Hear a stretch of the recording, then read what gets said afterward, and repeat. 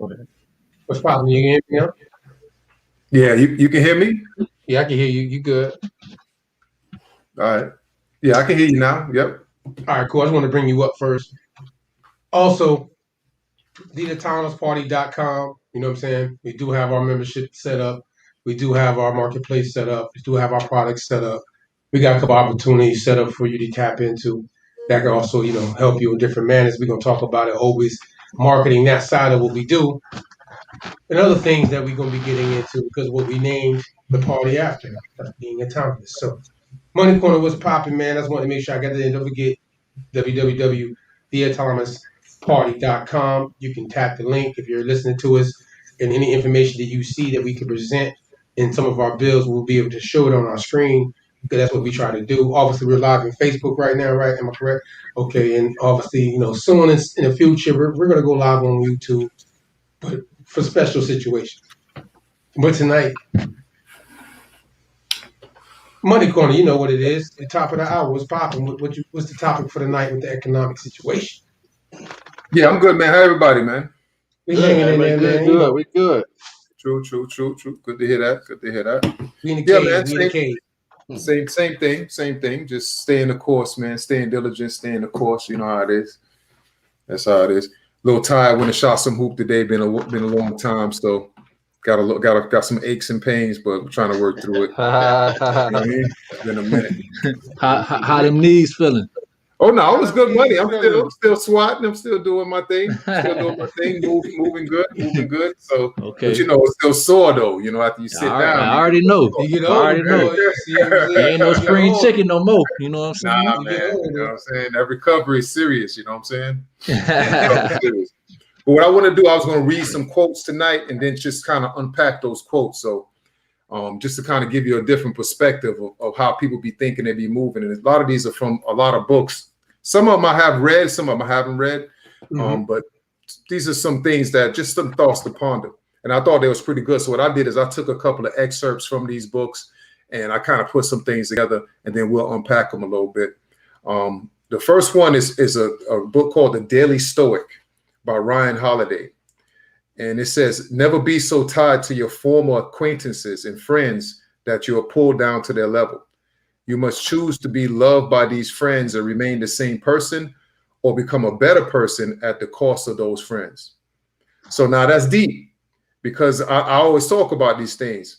Sometimes you have to reevaluate your square. Like I told you, when I was finishing up my degree, one thing they wanted us to focus on was building a network and like a circle of people that were at your level and they were your peers. Remember, everybody's not your peer. Just because they're your friend and they're your good friend or whatever, that's not your peer. Your peer thinks like you and they're trying, or everybody wants to put ideas together and they're going to promote these ideas. They're going to promote each other in order for everybody to get closer and closer to finding what they want. They're going to resolve this problem. I got a problem. I'm trying to solve it. I'm trying to be this. I'm trying to be that. Oh, I need to get this amount of information. And what they do is they plug in together and say, hey, look, Mac, you remember you was looking for this information? Hey, man, I got it. And I was interested in it too. When you plug into those kind of people, you get true camaraderie. You don't, other than that, you get people you can hang around and you're cool, but they don't necessarily allow you to explore the depths of who you are. You're kind of going to remain very flat. Like I used to have a little saying where I don't compare myself to mediocrity. So I'm not going to compare myself to somebody's mediocre. Some people like to big up themselves. Well, at least I ain't like him. He ain't got no car. Well, at least I ain't like her. She ain't got no job. Well, at least I ain't like that person. They drink all day. It makes you feel better, but you're comparing yourself to mediocrity. You could be a lot better than that, but you're not because you're comparing yourself to somebody who's subpar. And a lot of people do that because it's easier for you to do that because it makes you feel good. We want to stay in our comfort zone. We also want to feel like we're a part of the game too. And that's something that most people do. We've been doing that since we've been in the sandbox, since we've been in the playground. We just want to be loved, man. You know what I'm saying? So right. At the end of the day, so it's ego. No, it's ego. It's ego. So that as well. But the thing is that it's mainly about us being able to make hard choices and know who your peers are. Your peers are going to be people that share the same ideas that you do, but they're going to share it to where they're pushing those ideas and they're pushing the bar. So you're not just necessarily saying, oh yeah, man, I like that car. I like cars too. They're going to get involved. They say, man, I like the dual head cams, and I like this, and I like nitro, and I got the fin, and they get real deep with you. So that's how you like. That's who you are. That's somebody who's actually going to be somebody's your peer. Somebody you're on the same level. You guys want to explore that. It's the same thing with financial literacy. I don't meet many people that want to be financial literate.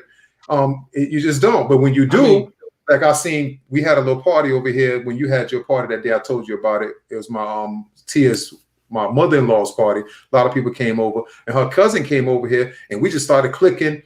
He in the crypto, he investing. Started talking about his investments. Some of his locked up, and we started talking about different strategies. Okay, he becomes my peer.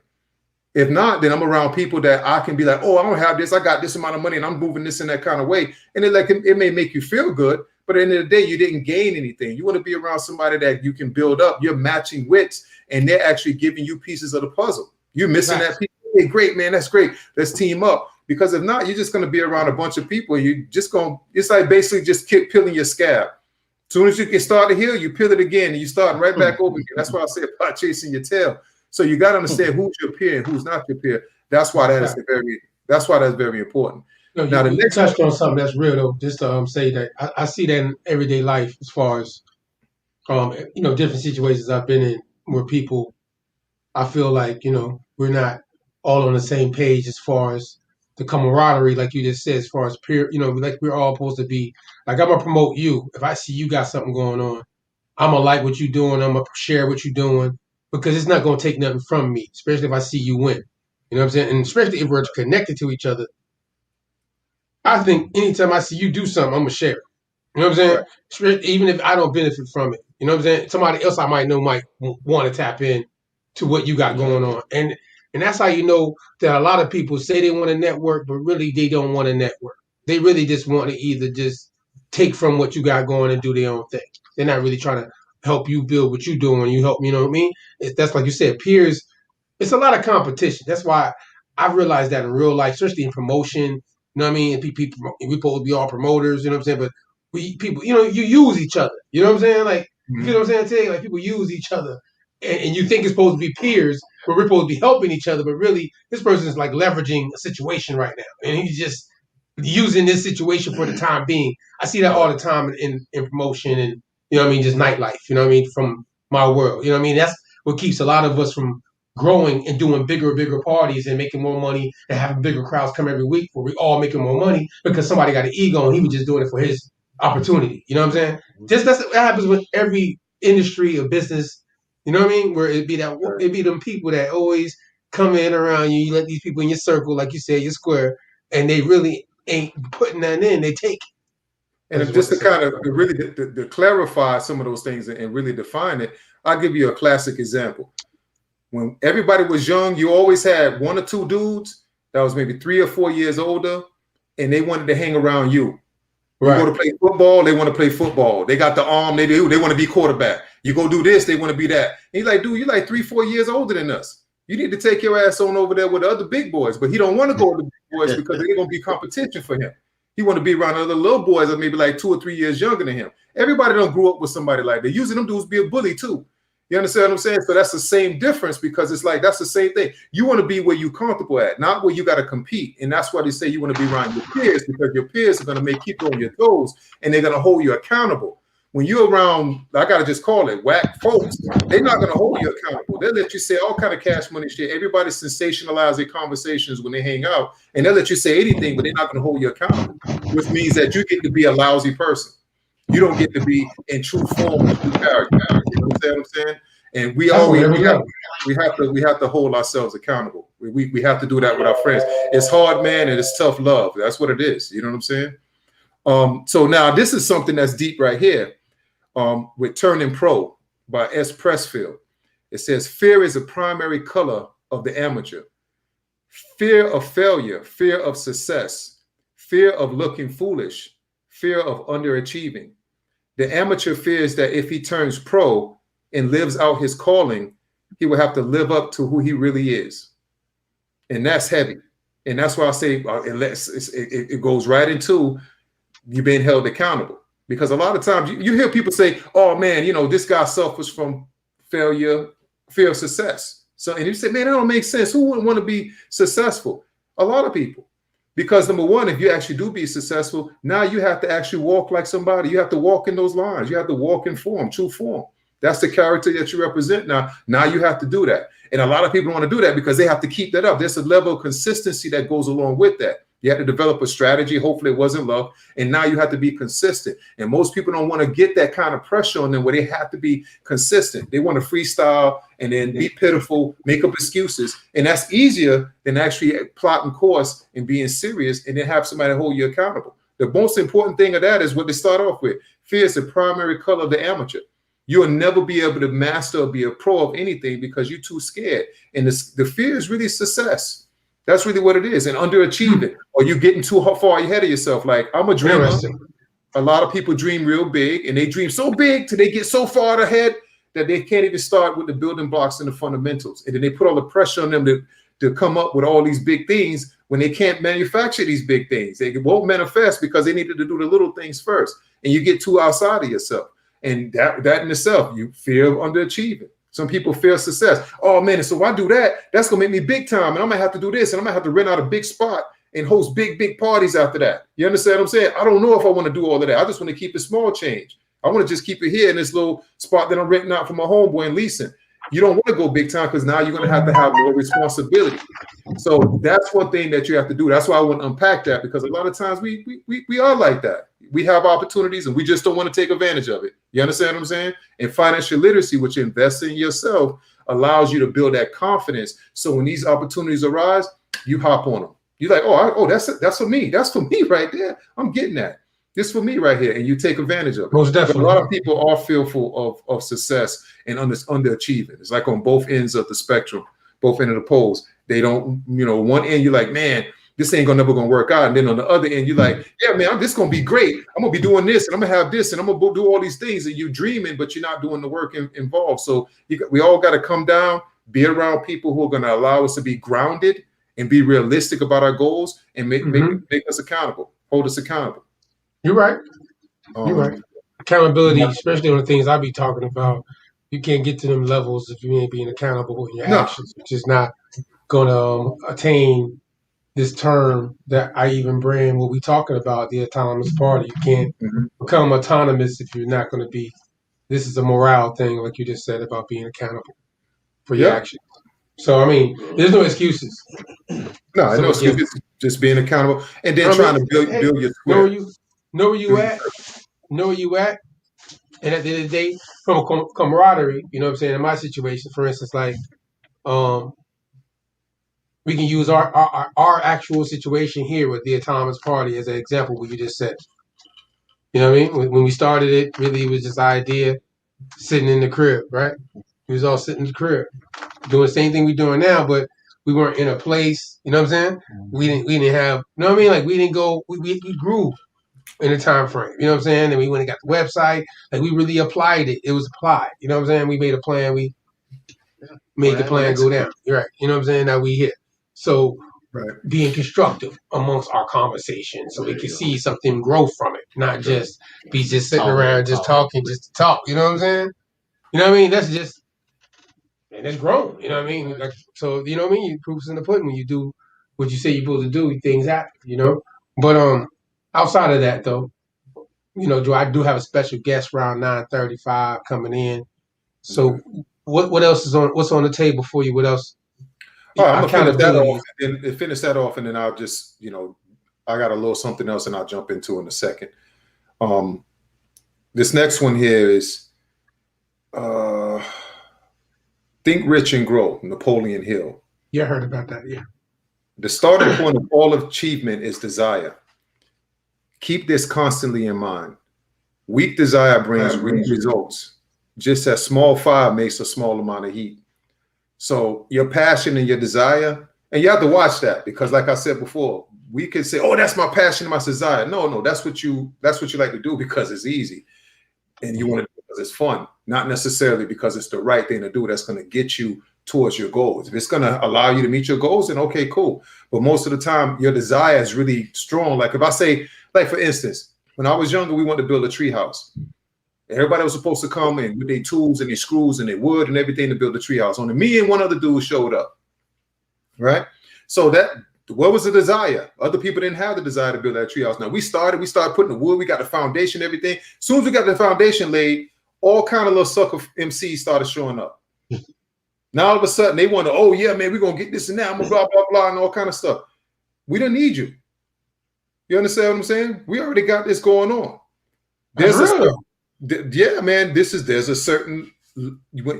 desire and a passion.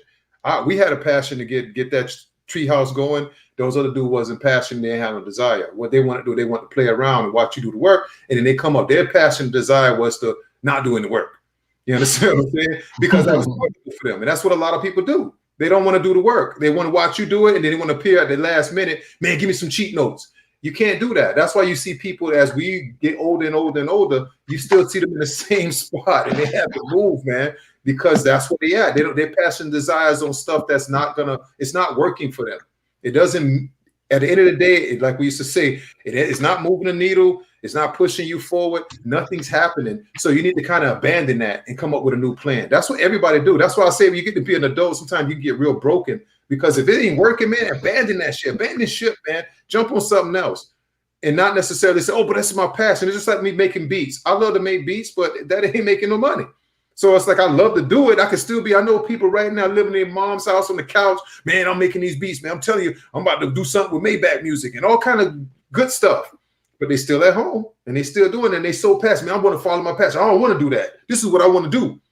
Okay, like you're a little kid. Then you haven't become an adult yet, because adults say, hey, this is what I need to do in order for me to get this.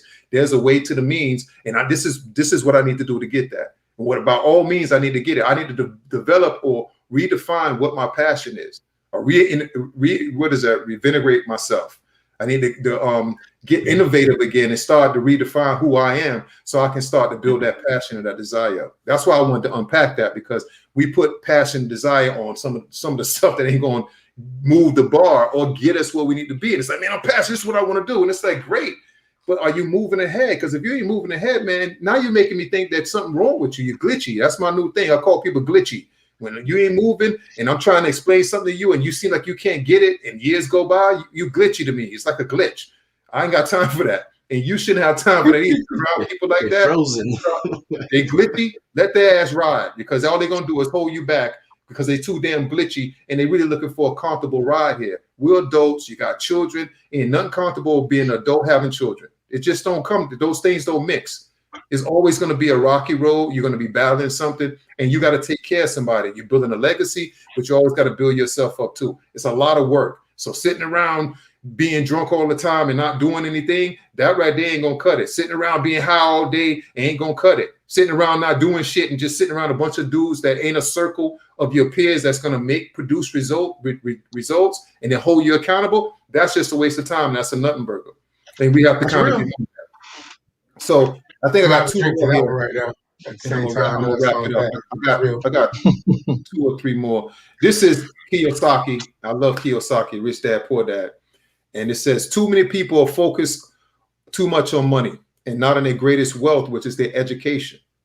Intelligence solves problems and produces money. Money without financial intelligence is money soon gone.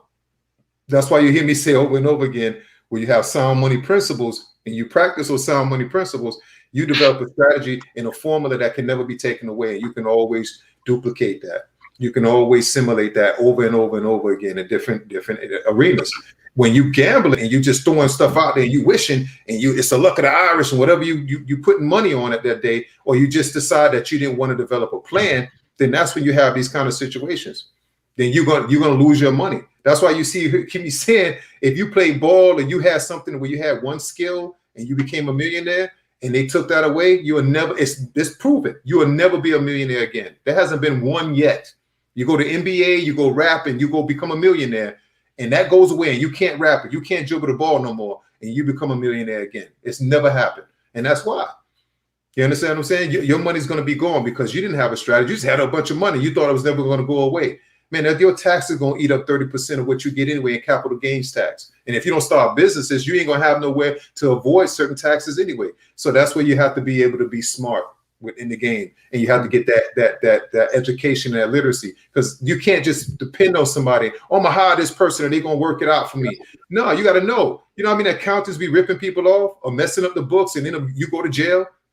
You understand what I'm saying? So you got to understand every single aspect of the game, especially when you're dealing with money. It's what else you're doing. If you know dances that out there, you know, listen, I be watching dudes that know rap songs. Like they know. I'm 48 years old, and I don't know every rap song. I know rap songs from the 90s and stuff. You know every single new rap song. You ain't got no financial literacy, but you know every single new rap song that's out right now. That's a problem, man. You fill your head with stuff that's not gonna do anything. Well, you know, like that though. That's your age. What I'm trying to say, there's plenty of people that's between 40 to 48 years old. Yeah, not none of your peers though. Yeah, I guess your peers. They're not my peers like that. I mean, I don't know. I don't know nobody in my age group that know all the songs out right now. But what I'm trying to say, I ain't talking about like the top 10 songs that are. That's far from few. None. I think that's exaggerated, though, bro. Come on, man.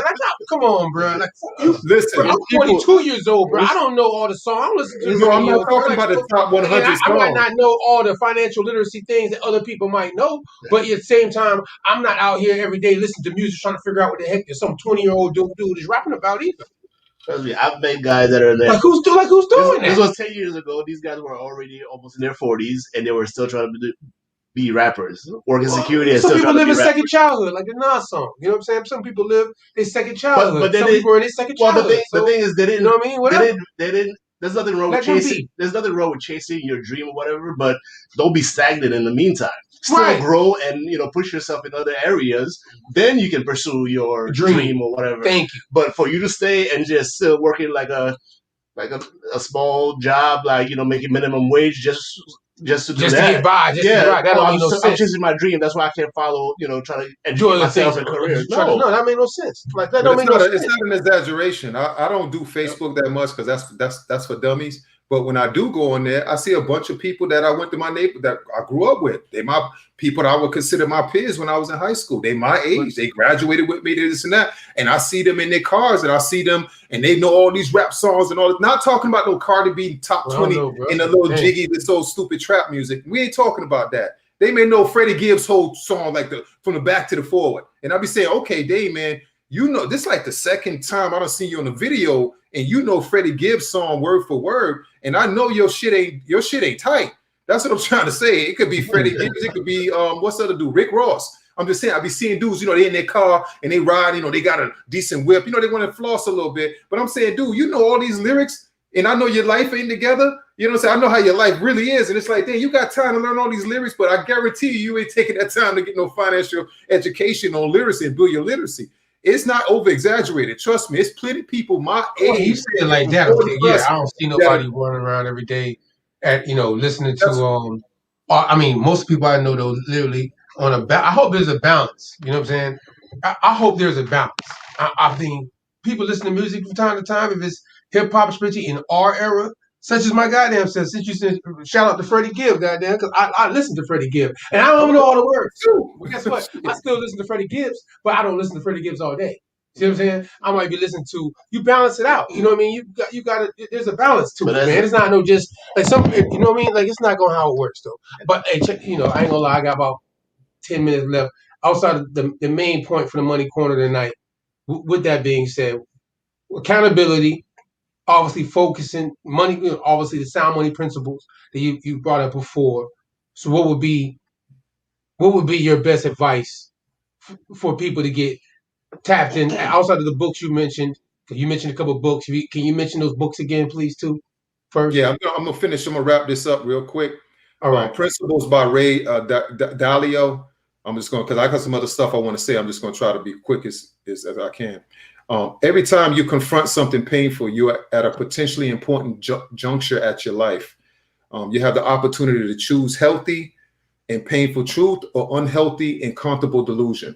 Now, that right there that's a doozy because that's what a lot of people are doing. They're not living their own truths. And so they create this facade and they think that everybody's supposed to go along with it. And most of the time, if you have yes men or people that ain't really going to hold you accountable, they're going to allow that facade to exist and they're never going to check you. So when you start being around people that are really, really serious, you look like a fool because you don't really have your shit together. That happens a lot. That's why I say I wanted to unpack this, because you got to understand that you're going to live a comfortable delusion, or you're going to live a painful, uncomfortable truth. And I'd rather live the painful, uncomfortable truth, because I told you, when you're an adult, you got to make hard decisions. This ain't easy. You understand what I mean? And you have to be able to do that. You have to put your nose to the grindstone and produce results. If you're not producing results, then you're not doing it. That's why I say, if I give you a 10-year and I say, let's get our bearings and let's look what we've been doing over the 10 years, and we start to put it on a timeline, and every time we hit a certain landmark or milestone, we put a little dot there. You don't have a lot of dots and you ain't been doing anything. That means you need to get on your job then, and that's good. It's nothing wrong with understanding that that's what's happened to you, because now you got to get that passion. Hopefully, to develop that passion, that desire to get things going. So now the next thing is how to win friends and influence people. Everybody's probably heard that book. If you haven't, it's Dale Carnegie. You said win friends and influence people? Yeah, that's a very popular book. How to Win Friends. Who's the author? Dale Carnegie. Okay. So, and this is the last one, and then I'm gonna wrap up. You can make more friends in 2 months by becoming interested in other people than you can in 2 years by trying to get other people interested in you. That's real. I learned that firsthand. That's real. You get more attention by, than trying to make people look at you a certain way. I think services has always been the best thing when you deal with networking people, and people always look at you a different way when you tap in that way, rather than you trying to be the person where it's like, listen to me. Like you want somebody you want to dictate. You don't meet people by dictating, tell people what to do. You know what I mean? You got to have a way how you deal with people. Some people, even though they might have the right message, it's just how they deliver. Absolutely. You know what I mean? The best rappers in the world had the best words, but their flow wasn't right. So no one got the message. Yeah. So I got what you're saying. Yeah, and then the thing of it is that that's a real tricky it's a slippery slope with that, because you'll have people, just because they want to be alpha male and they want to beat on their chest, that they'll come off like that, and you shouldn't be coming off like that. Nobody's looking for you for any information. One thing that I found out, if you're not around your peers, that what I just read don't apply. It really don't apply. I'm gonna tell you why. I'm gonna tell you why. Because you could be for years, I've been more interested in people than they've been interested in me, and they don't follow up with me. They have no follow up with me and none of that, because they're not my peers. So when you're my peers, you talk to me, say, "Oh man, what's going on with business or this and that? Were you able to scale out? Were you this and that? I know you were having some supply chain issues. How about that? You hired a virtual assistant. How is that working out in the Philippines? How did you go about that? What systems you go through? How long has it been? Are you paying the 13th to the 14th month? How is things going over there in the Philippines? Oh, I heard they had this and that." Nobody has much buy-in. When I'm around my peers, people that whatever, they ask me those things. Like when I come in, I follow up with people. I say, "Hey, what this and that? Hey, Mac, did you get that truck? Hey, Mac, did you do financing? I've used this and that and blah, blah, blah." I follow up with people. I'm more interested in people than they're interested in me. You ain't talking about me. I check up on you. I'm just saying. No, I'm not. I wasn't saying that for you. I'm just using that as an example. No, I was using that as an example, just saying that how I would follow up with you, and I would say, "Hey, Mac, this, and that, and blah, blah, blah." You do follow up with me and say, "Hey, cuz, what's going on with this, and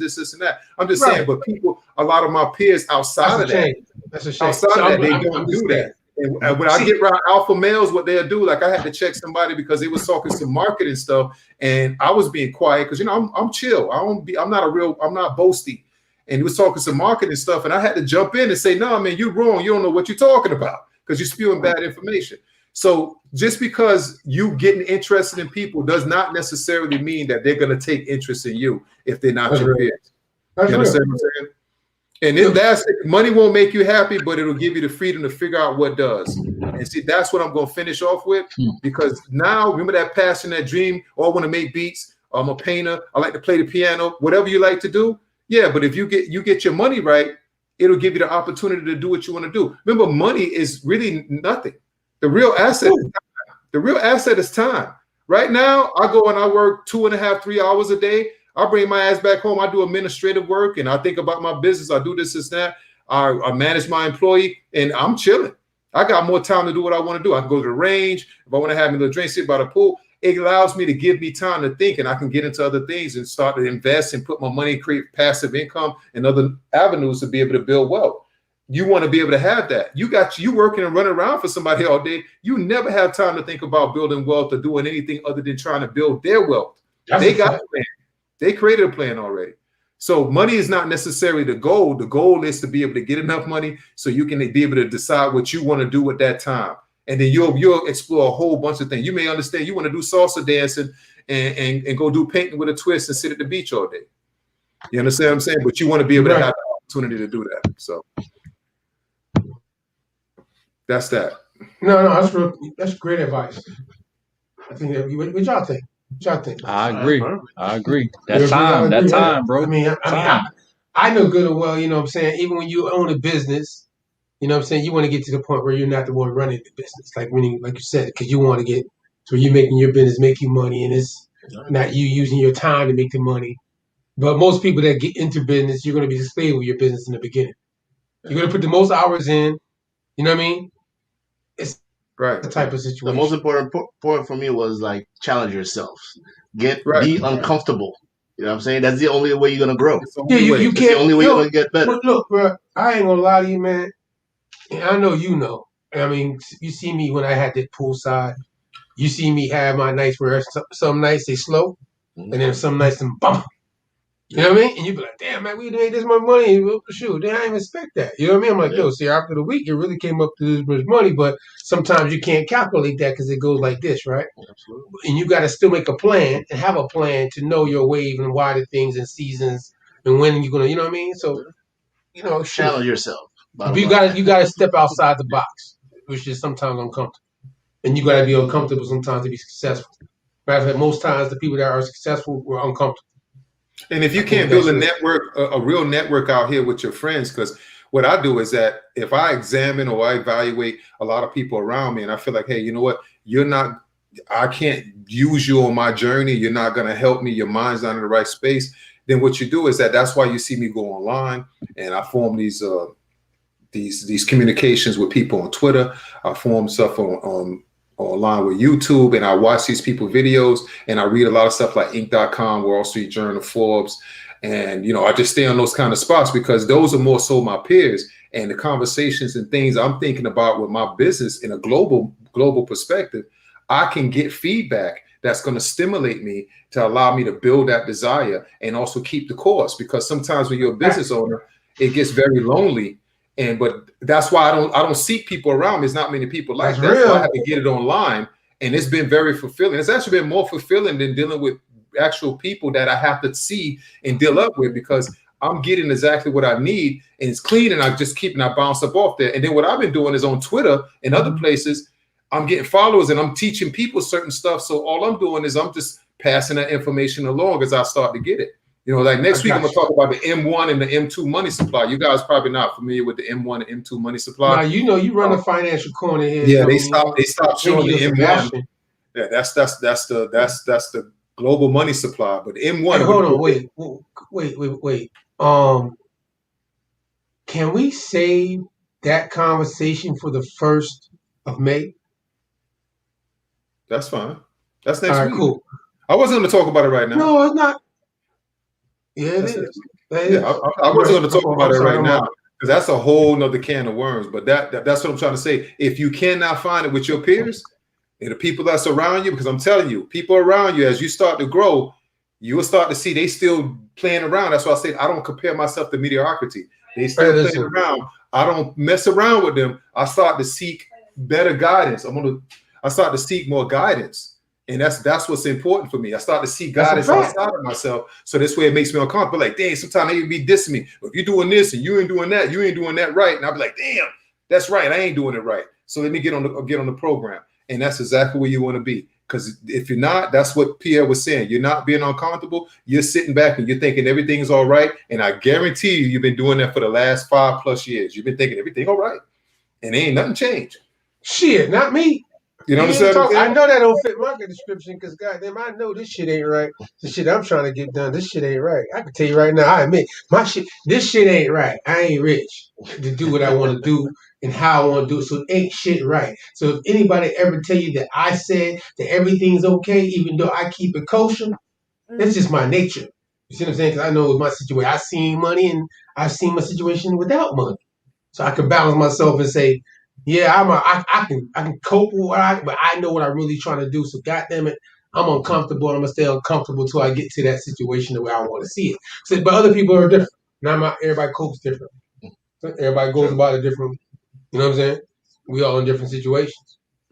So at the end of the day, I don't knock nobody's hustle or the circumstances. But what you said is still a good measuring stick for you to measure yourself and everything you just said about being uncomfortable to get to where you want to go. You might have to, give up some hours and stop playing video games and going to the parties and listening to music, like you said. Something have to get cut out so you can focus on the things you're trying to get done, or get the education on the skill set, financial literacy, or getting your credit right. You know what I mean? Like you got to focus in. You got to start focusing on the things that's going to be able to allow you to advance yourself. You know what I mean? And stop put down the childish ways of when you were young, college days, and things that made you feel good. You know what I mean? For real. And even now, even now. I'm a part of really three of them, but one that I frequent a lot. I'm a part of a millionaires club with everybody in there is net worth, or they've been over $1 million, they're multi-millionaire, or they at least have a net worth of $1 million. I want to be in there because I'll be there, and that's exactly why I want to be around that kind of company, because it's very inspiring. Instead of being around, man, I ain't got no money and I ain't this and that. You have no ideas. You don't want to work. You have a poor work ethic. You don't want to do anything. You don't want to get a financial literacy. You're not working the plan. There's no strategy. So therefore, if I can't be a catalyst in your life and be able to be that flame to spark some type of inspiration, you're going to drag me down. And that's why I say you have to understand the people around you, because you'll think that they're really cool, but they're really not, because they're not a part of your plan. If you have a bigger plan, now, if your plan is to hang out and be totally satisfied with mediocrity, then you're doing the right thing. You're fulfilling your destiny. But I like to be around people that always be a little higher than me. So this way I could be like, oh man, it's a dangling carrot. That means I got to work. Dang, I thought I was safe here and I'm doing this and that. And I'm comparing myself to other dudes who small change. And that makes me feel good, but I don't want to feel that good. I want to feel some more pain. What's the next level? So I can challenge myself and be better. Because then when you come back around, everybody else still chilling. Then you can say, damn, dude, you still in the same spot. And it ain't because of some luck. I didn't luck into anything. I had a whole bunch of rough time in my life. So it ain't no luck. It's just work ethic. I'm working and you're not. So, that's it. And that's why I surround myself and I get in those groups. I turn people onto that. When people, this is what I say about when you like to use the word tap in. So I use it a lot because you say tap in a lot. You know how shit like that is infectious. So you keep saying tap in. So now I say tap in all the time. Tap in. So we gotta tap in. People don't tap in. If I'm saying I got a strategy for something, right, and it's working for me, and you haven't tapped in to that yet, then you're a fool.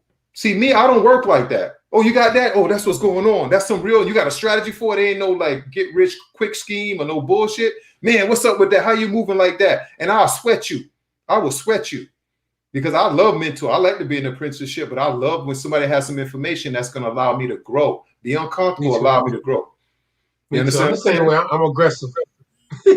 No, for real though. It's something that I feel like I really want to accomplish, and you got it, I'm on it. You know what I'm saying? I'm going to accomplish. I'm going to find out how I got to find out how to accomplish this. That's a whole nother conversation. I'm going to get to that in a minute. Matter of fact, you gave me a perfect segue to what you said right now, even though I have a special guest and I got to go into the special guest.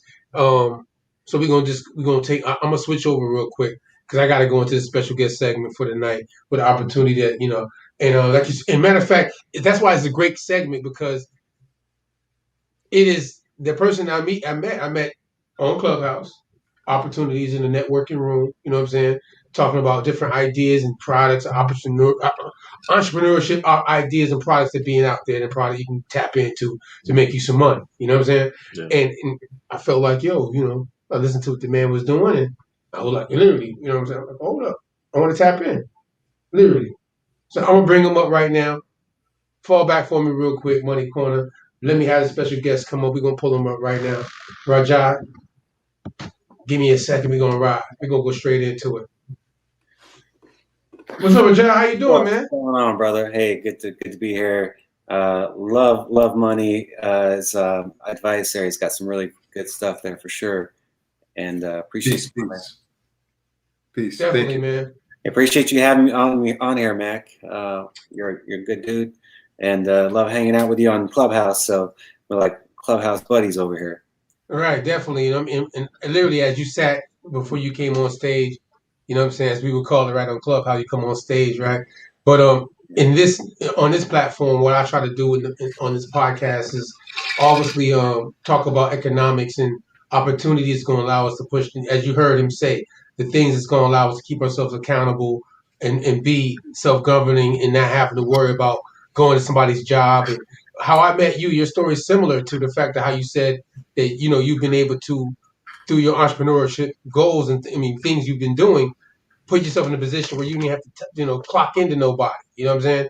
And I want you. Can you give a little background on yourself real quick and let everybody know how we met and everything, how you got going, what you got going on?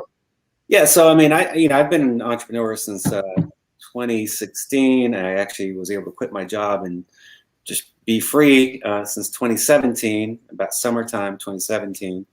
But I kind of stumbled across it, really, quite frankly. I mean, I've always had kind of a spirit for it, but I just never found the right vehicle. And what happened to me was I got really, my health really just took a massive dive back in 2016 timeframe, and that led me to a frequency device that really changed my life. And that's kind of how I got involved. Is I started to promote that product, and that led me down the road, and eventually led me to other products, and eventually led me to other opportunities. But it kind of helped me see the vision. Right. Initially, it was just I had a transformational experience myself that changed my life, and I just wanted to share it with people. So I started doing that part time. I was kind of doing a side hustle, so to speak, working full time, side hustling. And then it got to the point where I just said, hey, look, am I committed or not? And did I just pussyfoot around with this thing, or did I just take it to the next level and I just run with it?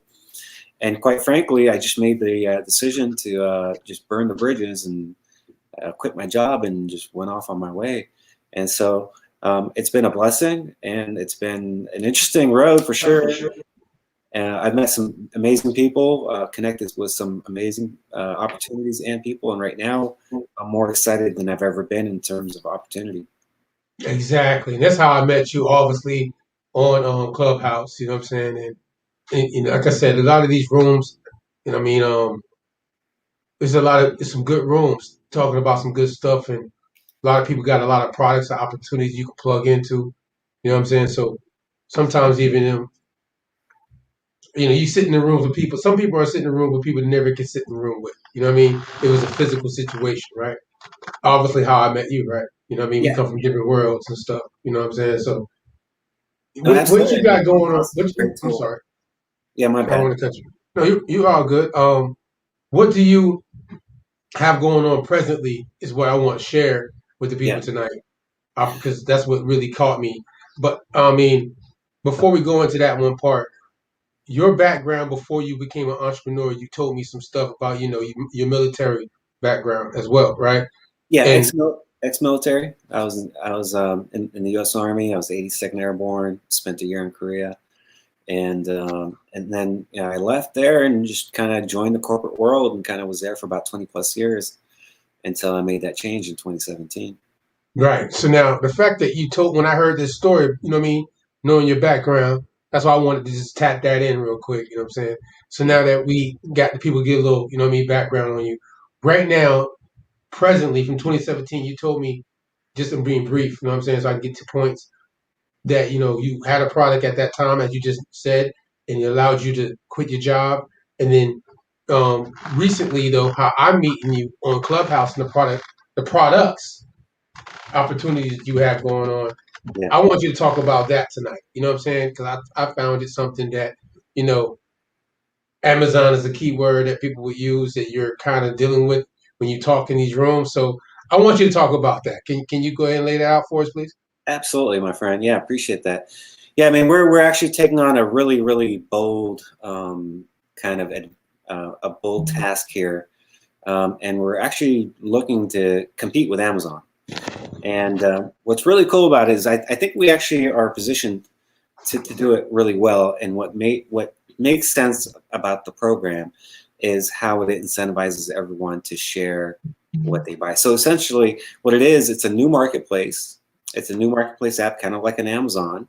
But what it does is it utilizes a buy, share, earn model.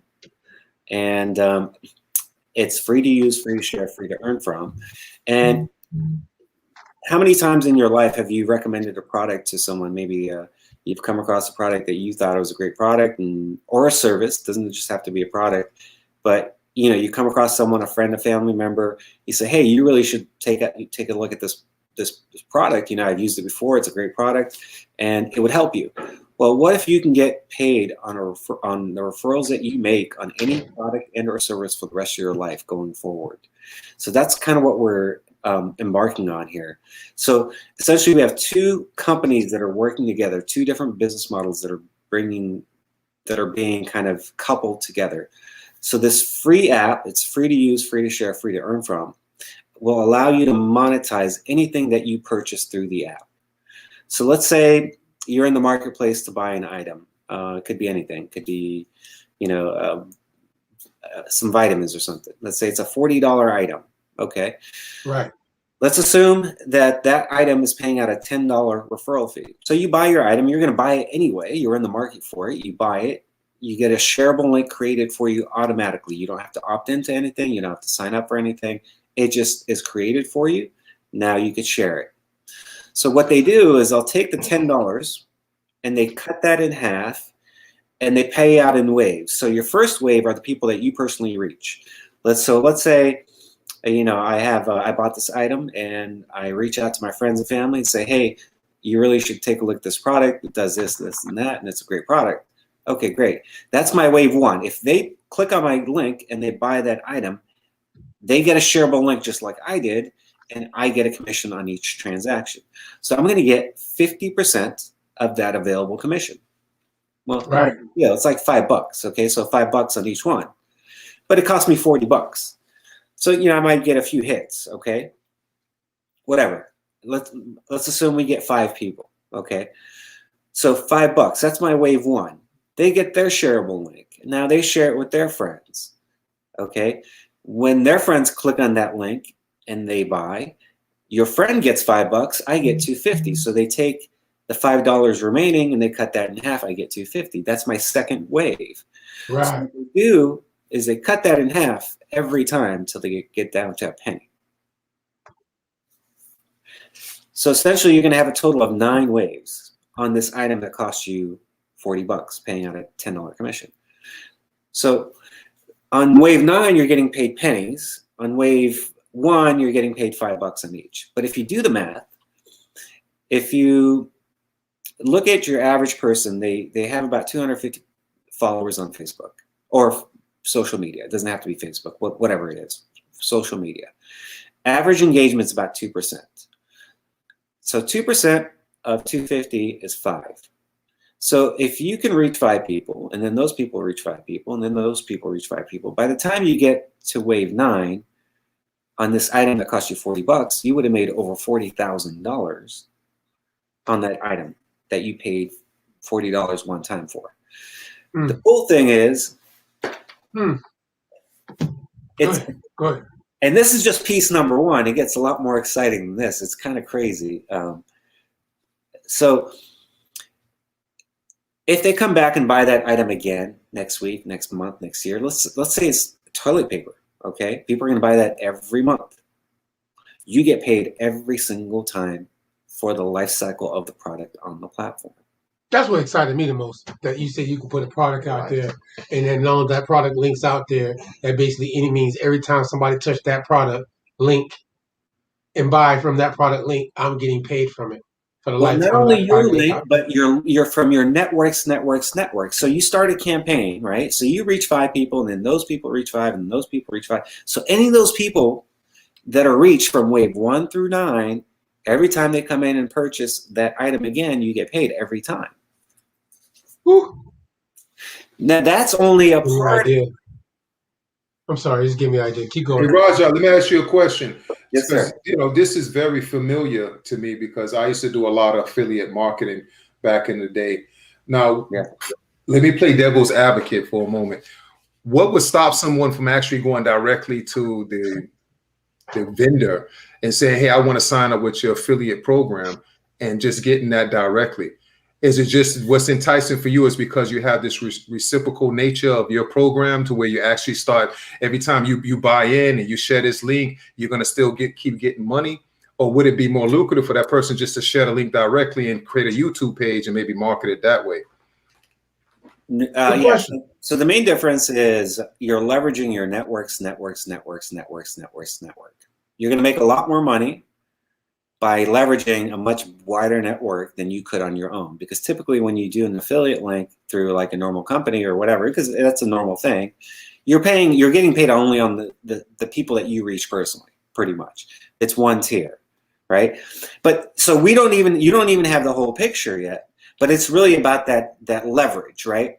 So if you look in business, anyone who's done anything, okay, anyone who's made millions or billions or has done well in life, they've utilized something called leverage, okay? Right.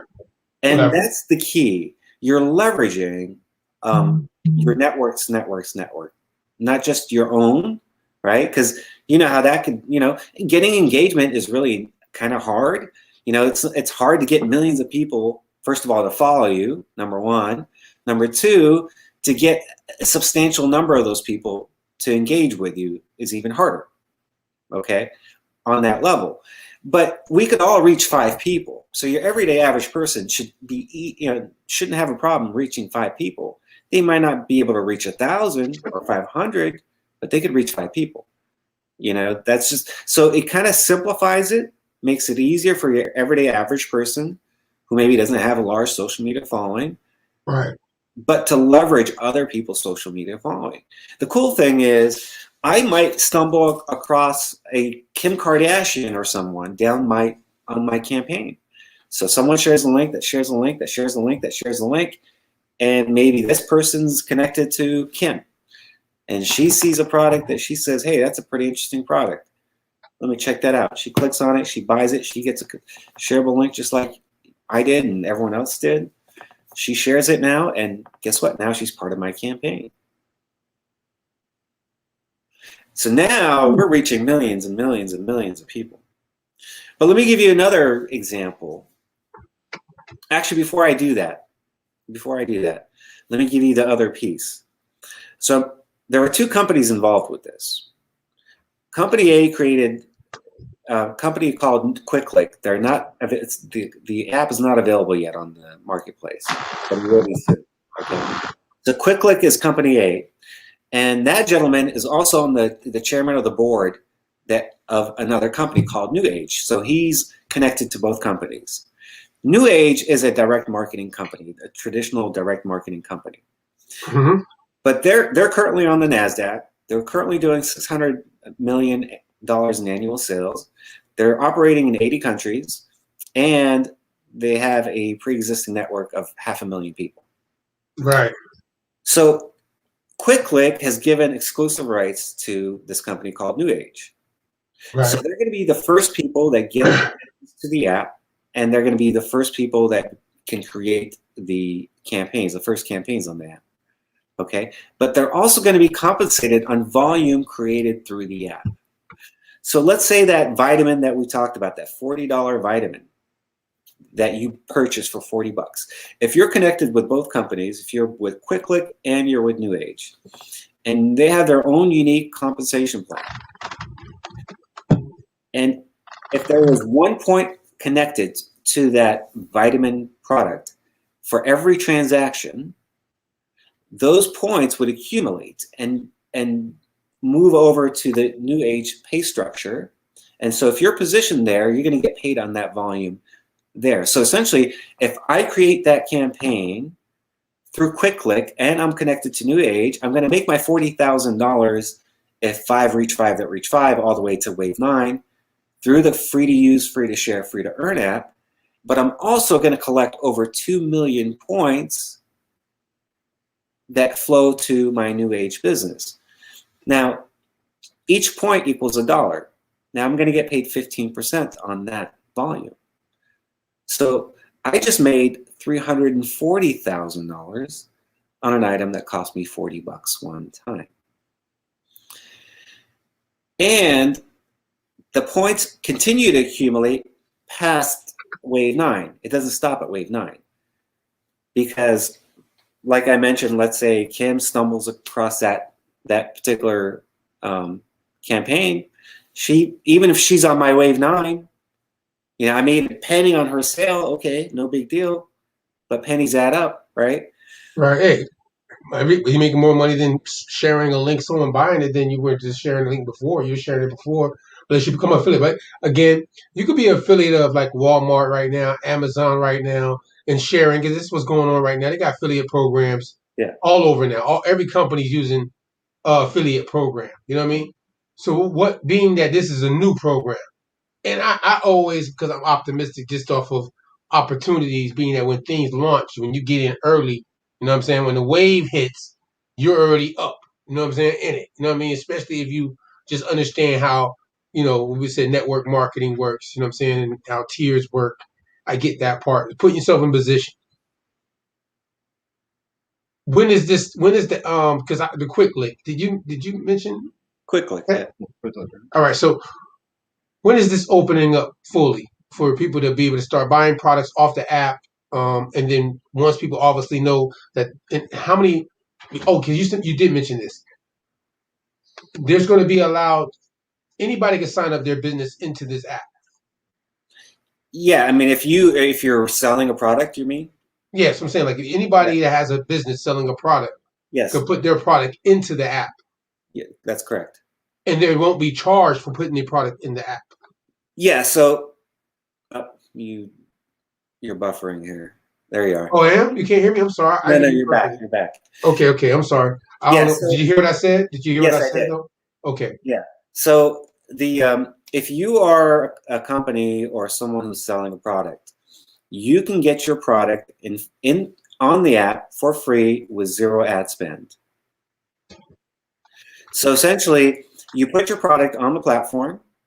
You decide how much you want to retail an item for. Let's say your item retails for $100. Great. Okay. And you decide how much you want to give up as a referral. So you can say, I'll give up $20. Okay, that's what it is. Then the company Quick Click will work with the $20 that you're giving up. You get your 80, but then your product is going to be put in front of millions of new people, new eyeballs, who if they purchase, when they purchase, your customers now become also affiliates for you. Right. And now they can promote your product and kind of share in the profit sharing with your company, so to speak. Gotcha. That makes sense. I mean, so it sounds like to me that this, if you kind of mix in affiliate marketing with the reward point system, and you have this reward point system, or somewhat of a hybrid. Now, what I was thinking about, do you think that you ever get to a point that's kind of like I guess you hit a brick wall, there's a dead end, to where let's say this becomes very popular and everybody wants to share these links and everybody's kind of competing to share these links, because it kind of has a little bit of a multi-level marketing element, just a little bit, because you're kind of bringing people in and you're marketing this thing, and there's an incentive for you to market your link. And then I can see that becoming kind of congested over a while. Have you thought about that in the future, about where that would be at when you got to that point? Let's say if it got really popular and it was a lot of competition, like everybody was on social media, like, hey, I did this, and they like really marketing it. You understand what I mean? Because the value of time that you will put in trying to market this particular link would actually make sense on what you were getting compensated for actually taking the time out to market that link. I'm just saying down the line, have you ever thought about that before? No, I get what you're saying. But quite frankly, people are already doing that, number one, right? Okay. I mean, social media is already kind of all over the place with, people about the product, right? So that's already happening, quite frankly. But also, there's going to be thousands and thousands of products on here. So it's all campaign driven. So you buy an item, that's your campaign on that item. So it's not like everyone's going to be selling the same thing, right? You could be promoting one thing. I'm promoting something totally different. You might be into wellness, and someone else might be into fitness, and someone else is into fashion, or whatever it is. They can promote whatever they want. And so, yeah, I mean, is it going to create more activity? I believe it will. It'll also become its own social media platform itself. It's going to integrate with every social media platform. So, I mean, yeah, I mean, could that be something that you'll see? Absolutely, but I don't think it's going to be a major issue. I think people just tend to figure out a way to adapt with stuff. So real quick, say the names real quick of the two companies. Quick Click and can we tell people how to sign up? I know what you said? The app's available now. Oh yeah, I got the link already. I'll share it with you. See, I'm ahead of the game on that part. It was just simple. It was that simple. I mean, when I listen, I'm like, oh, that's simple. We can try it out. Like that's nothing. Like people spend money on lunch to do. Well, I've had the opportunity to get in line just in case. You know what I mean? People go to the casino, waste the money, right? People do spend money on frivolous things all the time, right? And they ain't gonna get nothing back from it, right? So, I'm gonna apply myself. So at the end of the day, can you get the people just listening so to us? Two companies involved. Number one is Quick Click. That's not available yet. That's the free to use, free to share, free to earn app. That's going to be launching probably around July. Now, the other company is called New Age, and that's where I'm connected, and that's where you're connected. Right. And that's where you can actually build out a network in advance of the launch, because so since December, I've put in hundreds and hundreds and hundreds of people in here, almost close to 1,000 people. What? Into my network. Okay. So if any of those people promote any product, doesn't matter what product it is, through Quick Click, and it's got volume, that's all going to drive volume in my business. Not only that, but now they're also leveraging their network.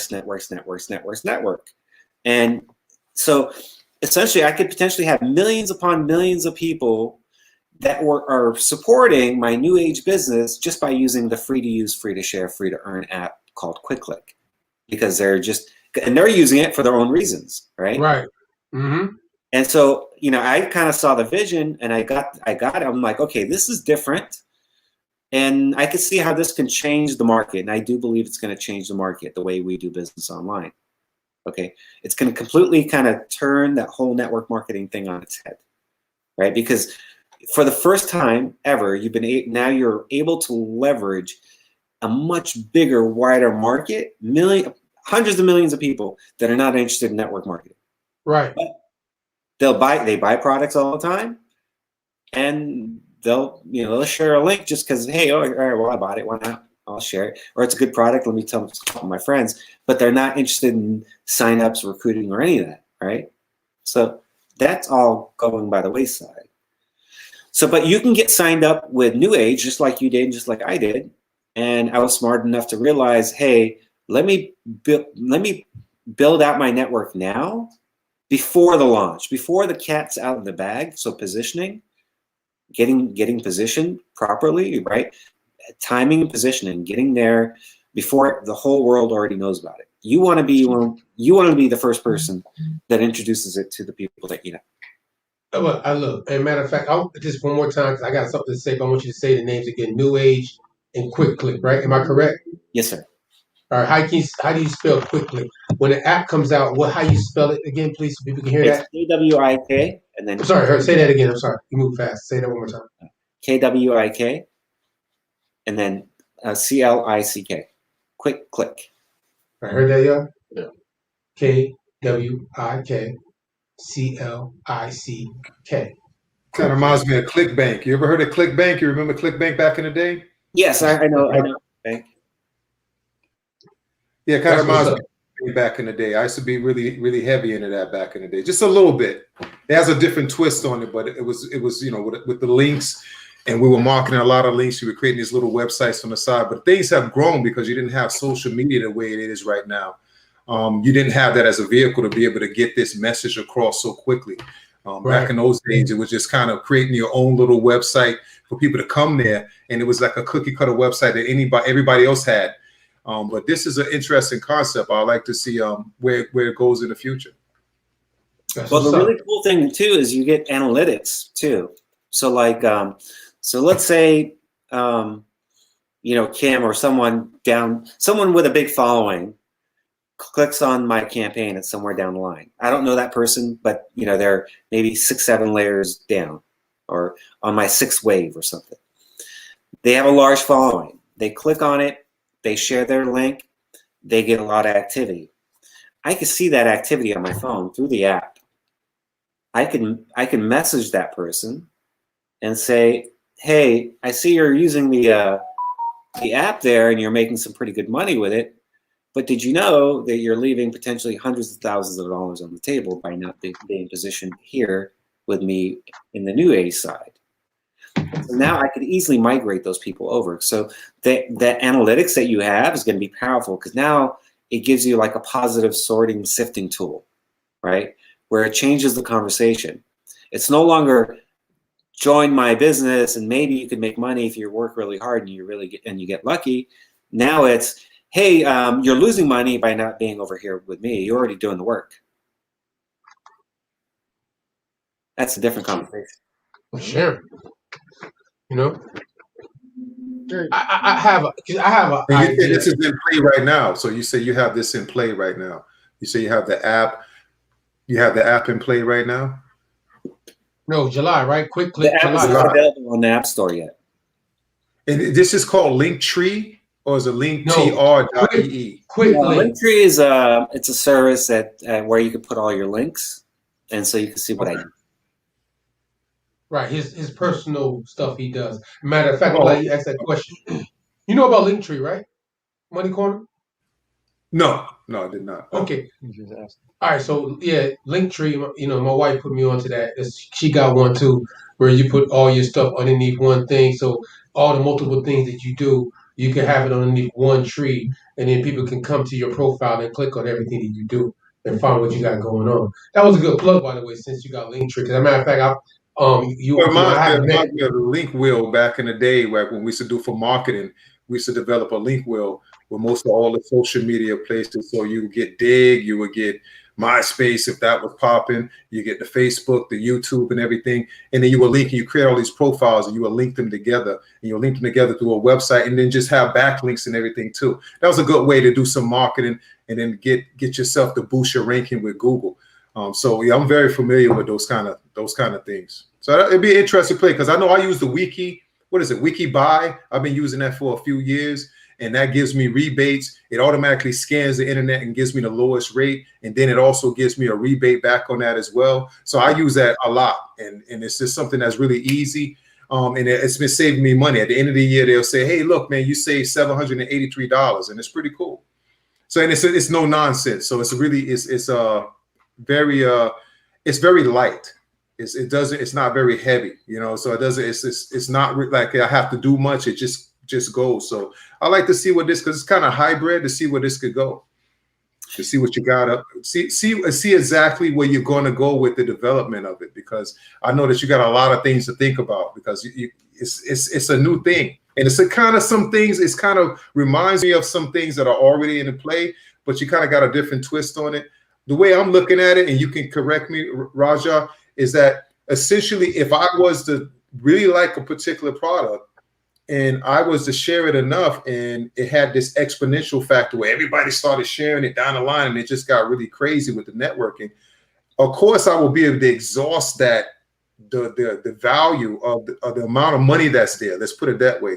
If you say I would start at 5 and then somewhere down the line, if it got to the point I had 1,000 people in there, I would be just going through pennies at that point. That's what you were saying, correct? Yeah. So I mean, if you just do the numbers, if you just multiply by 5 9 times, okay. So you start with 5 and then times it by 9, or by 5 9 times, you're at almost 2 million people. Actually, you're over 2 million people. So and especially if it's a consumable item, something that people will buy over and over again. I mean, I buy products all the time that I like, right? I mean, I've come across great products that I'm like, hey, this is a great product. I'm gonna put those products on the platform. As a matter of fact, when I do, I'm gonna get a percentage on every transaction that goes to that company, whether it's my campaign or not. Doesn't even have to come from me, right? So I'm talking to companies, even introducing them to the platform, right? Because there's a financial benefit there. But it really is about the leverage, right? And I mean, look, I mean, if you're a good marketer, I mean, you should easily be able to reach more than 5 people. I mean, 5 people is for like the layman, the person who doesn't know what the hell they're doing, quite frankly.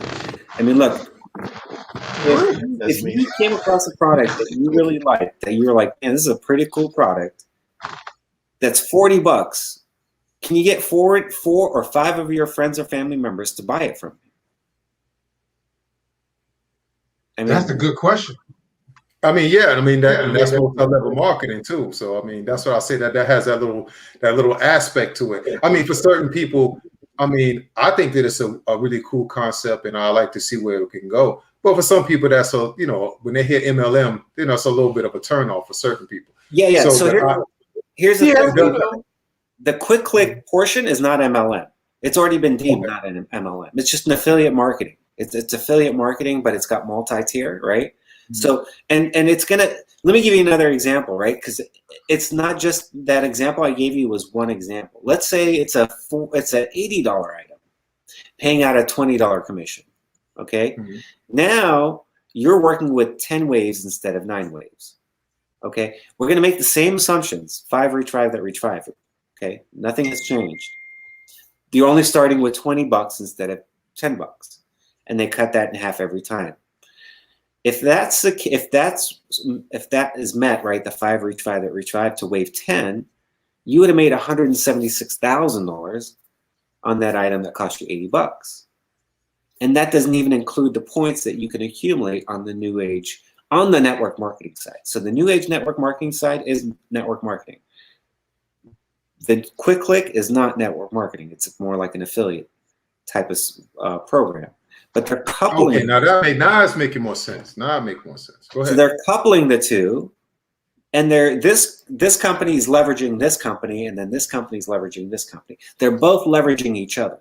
So this company already has a network of 500,000 people worldwide. Okay, so they're all going to get the app on day one.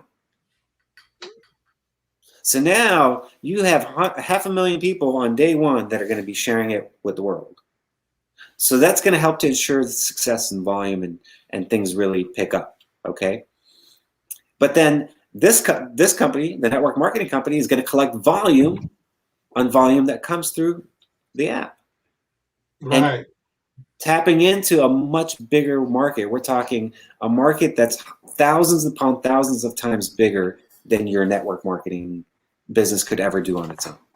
Oh, that's real. So I was thinking to myself when he said this. With the money as it comes in, you're paid in these points. What's the conversion on those things? And you have an app in place that's actually keeping all this information and this data as it starts. So if somebody else brought something, this is real updated information. So I got 2 questions. Is that app is that robust? And have you developed the app that can actually keep up and show me everything that you just described? And as well, how do you convert those points over to dollars? Okay, so through the Quick Click app, first of all, it's got 27 patents on it, and it's going to be traded on the NASDAQ. So it's already got a symbol already picked out and everything. Okay, so it's well funded, well. What's the ticker symbol? You have the ticker symbol already? KWIK. KWIK. Okay. Go ahead. Yeah, it's not on the NASDAQ yet. It's OTC boards right now. I know OTC pink sheets. Yeah. So it's KWIK? Yeah. Okay. So they've been working on it for a few years now and developing it, making sure everything, they've beta tested it in Japan. They're beta testing it in Las Vegas, right? They're just making sure it doesn't break, right? When they let it go. Right, and so they're working on that, and they're making sure that's the case, and also, they have a company that they're partnered with that is a well-run, well-orchestrated company that's sitting on over $100 million in cash currently, right? And so they're utilizing like a blockchain kind of methodology to keep track of all the relationships that are created through the campaigns. Yeah, because there are other projects that are out there. Some of the projects that are out there that are decentralized that are doing some of the same things. It's quite a few projects that are out there, because when you start to mention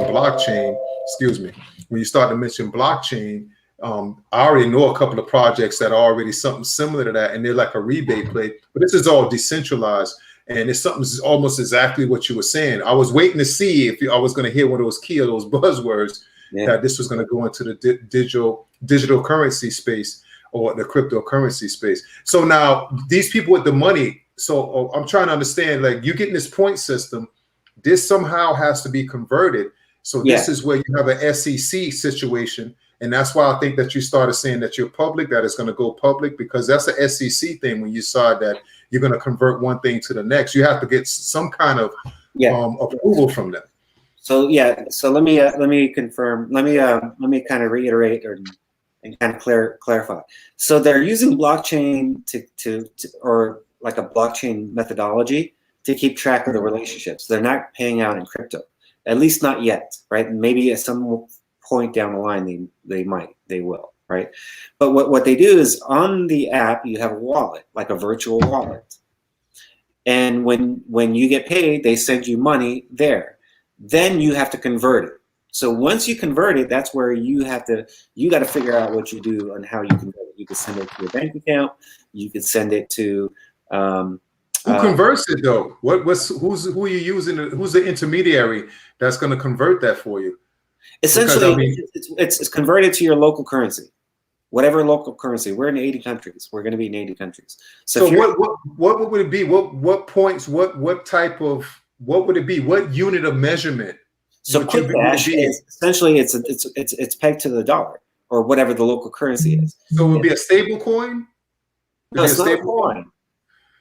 So that's what I'm saying. But you're saying points. You're saying points are going into a system. I'm trying to understand. So if you get points in the system, I say I use travel rewards all the time. I got 180,000 points. But let's say I decided that I didn't want to use them for travel points and I wanted to cash out of the system. How do I convert that? Who's the intermediary that converts it? If these things are travel, some kind of point system that you created, my bank doesn't know how to convert that. So that's what I'm asking.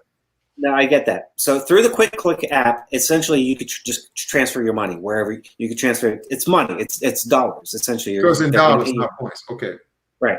Now the points is a different thing. So the points that are collected that go to the New Age group, they pay in US dollars, but they paid off a percentage of the points. So they take a set of points, like any network marketing company. They have points that are associated with each transaction or volume, right? So let's say an item might cost $100. They're going to say, okay, we're going to give 50 points for that. Okay, great.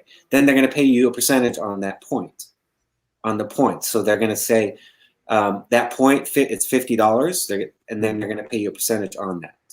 So you're going to get paid twice, once through Quick Click and once through New Age. So Quick Click, it's immediate. Someone buys an item, boom, you get paid right away. It goes into your little wallet. Now you can do whatever you want to do with it. You can leave it there. You can rebuy stuff with it. You can send it to your Venmo, to your Cash App, to your bank. And it's just automatically transferred. You set that up, and it's dollars, okay? Now, the Quick Click or New Age, points are acquired, they accumulate, and then at the end of them, like each pay period, like a weekly pay period, they pay you based on volume that's generated. So if you have $100,000 of volume there, they're going to pay you 15%. So $15,000 on 100K, and that will be paid. That's the stuff that will be that's in points. Yeah, that's in points. Yeah, and that's where you're going to be able to leverage on a scale never seen, never done before, because you've leveraged this other platform that can reach millions and millions of more people. So can you just do one without the other? Because it just seems like the one that just pays out in cash would be more rewarding, right? So no, you can. You could do one without the other, no doubt. But one has a more of an exponential factor included than the other one. The reward points, you will actually get more of that reverberation occurring with the money than you on the reward point side than you would if you actually were getting the cash, right? It just seems like there's more. It starts to multiply and duplicate itself when you're on the reward point side. It seems like there's a better opportunity there, right? Is that what that's how you guys are making it? I'm doing both because I think by doing both, that's where you leverage. That's where you could really leverage, right? Like I mentioned in that example, okay, if I create a campaign on that $40 item, right, and it reaches, I reach 5 people, that reach 5 people, everyone reaches 5 people, I would make about $40,000 through the free-to-use Quick Click app, okay? Now, on the same exact campaign, I didn't do anything any differently, but if I'm also connected with New Age, I just made an additional $300,000. So now I just made $340,000 instead of $40,000 on the same exact activity. I didn't change anything. Yeah, but you're only getting 15% of the other side. So you didn't make 300. You made 15% of that 300,000, right? Okay. I mean, that's what you said. So I'm just going by what you said. 15% of the volume created. Right. So remember, if 1 point equals $1, and if you take 5 and you multiply that 9 times, right, over, so 5 times 5 times 5 times 5 times 5, just do the math. By the time you get to wave 9, you'd have over 2 million transactions. So that's over $2 million that you're going to get paid 15% on.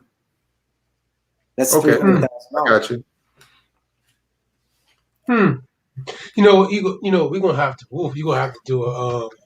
I know what I'm about to do about this one right here, but either way, the fact that it's a new app that's gonna be that much opportunity for everybody to put their products on, the average person can have a cup they're selling.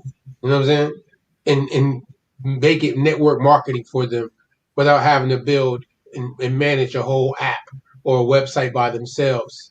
It's changing the way people can tap in and get people from their families and other places to share and buy into the product that they're trying to promote. If you're a person selling a product. Now, if you're not selling a product, it will make it easier for me to support somebody like Money Corner if he had a product and he had it on the network. And I said, you know what? I'm going to support him. I'm going to buy this product. And now I'm sharing it. Because I bought the product in that network, and then somebody else bought the product, and now I'm making money by sharing his product. It should make us be peers. Yeah, it's win-win. It should make us kind of work together, right? It's win-win-win. Everyone's winning, right? I mean, you help me. We're all working together. It gives you an incentive to share somebody else's stuff.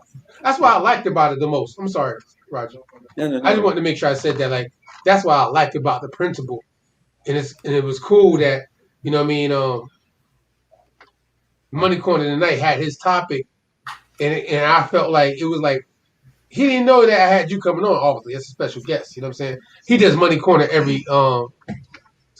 Sunday, 9 to 9:30, dealing with economic topics and things that our community needs to really focus on. Things like that.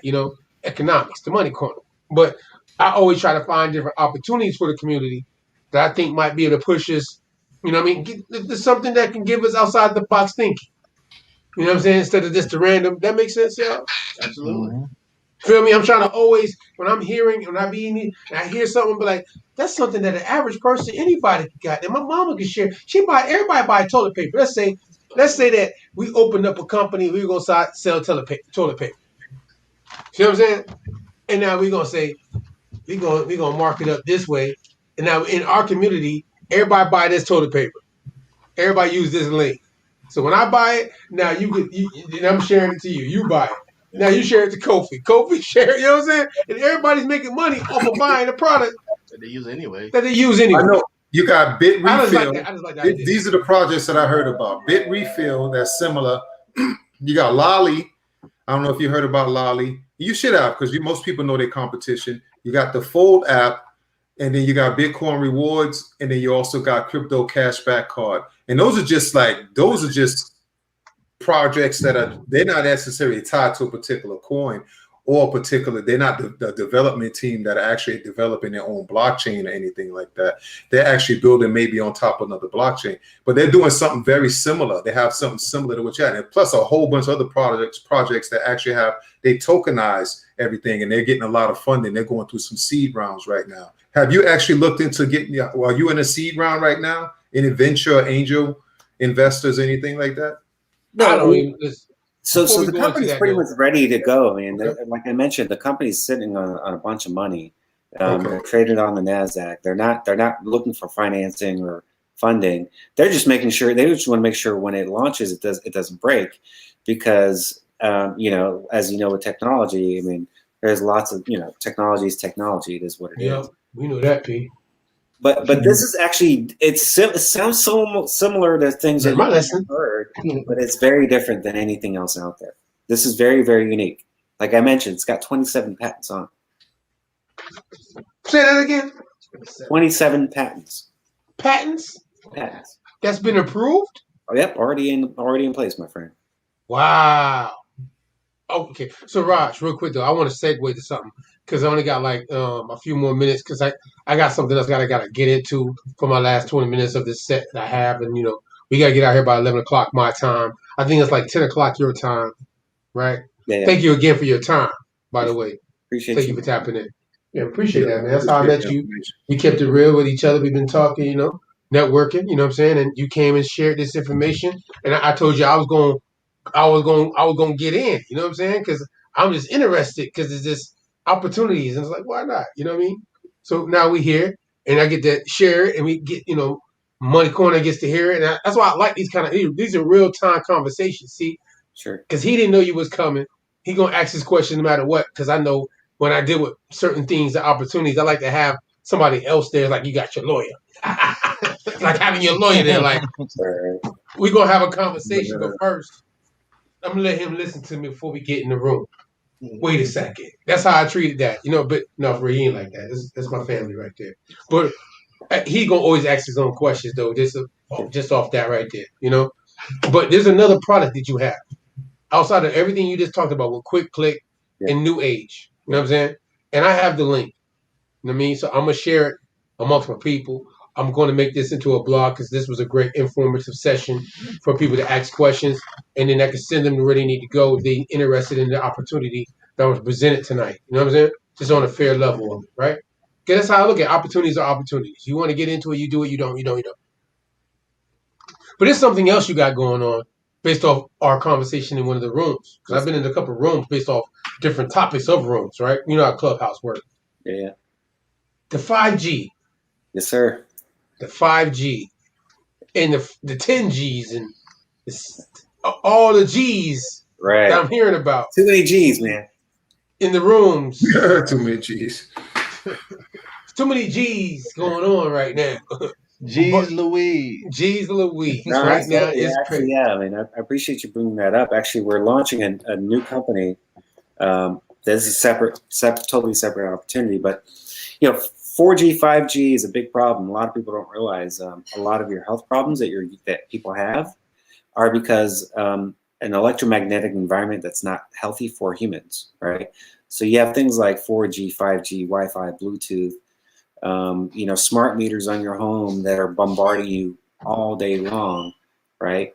And these can cause problems, like some of the problems that people might experience, you know, things like they don't sleep right, they're waking up tired, whatever it is, right? So they have hard time sleeping, headaches.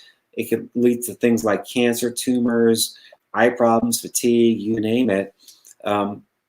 Most people aren't aware that the electromagnetic environment is an issue. And this product that's brand new, it's actually not even available yet, but it will be very soon, coming out of Europe. What it does is it transforms the electromagnetic environment within your home to more of a... Say that again. It converts your electromagnetic environment to more of a bio-friendly environment in your home. So it cleans up all the noise, all the crazy, incoherent frequencies going through your house, cleans them all up, cleans up the signals, and puts out a bio-friendly field. It creates a cocoon, if you will, in your home that protects you and your family electromagnetically. I thought that was interesting, y'all. What y'all think about that? I need somebody because this like I heard the first thing. See, the first time I met the man was just like a Yeah, I regular heard about that motherfucker. before. There's another company that it's a few companies, but there's one that I heard about like at least 2 years ago that were trying to do that. This before 4G came around, and they were Right. saying the same thing.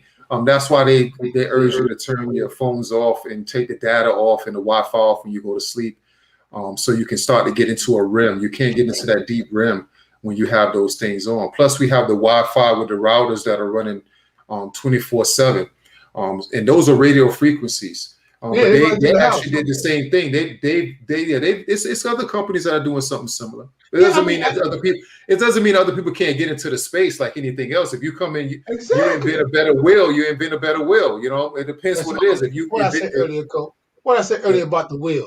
I said if the will is the will.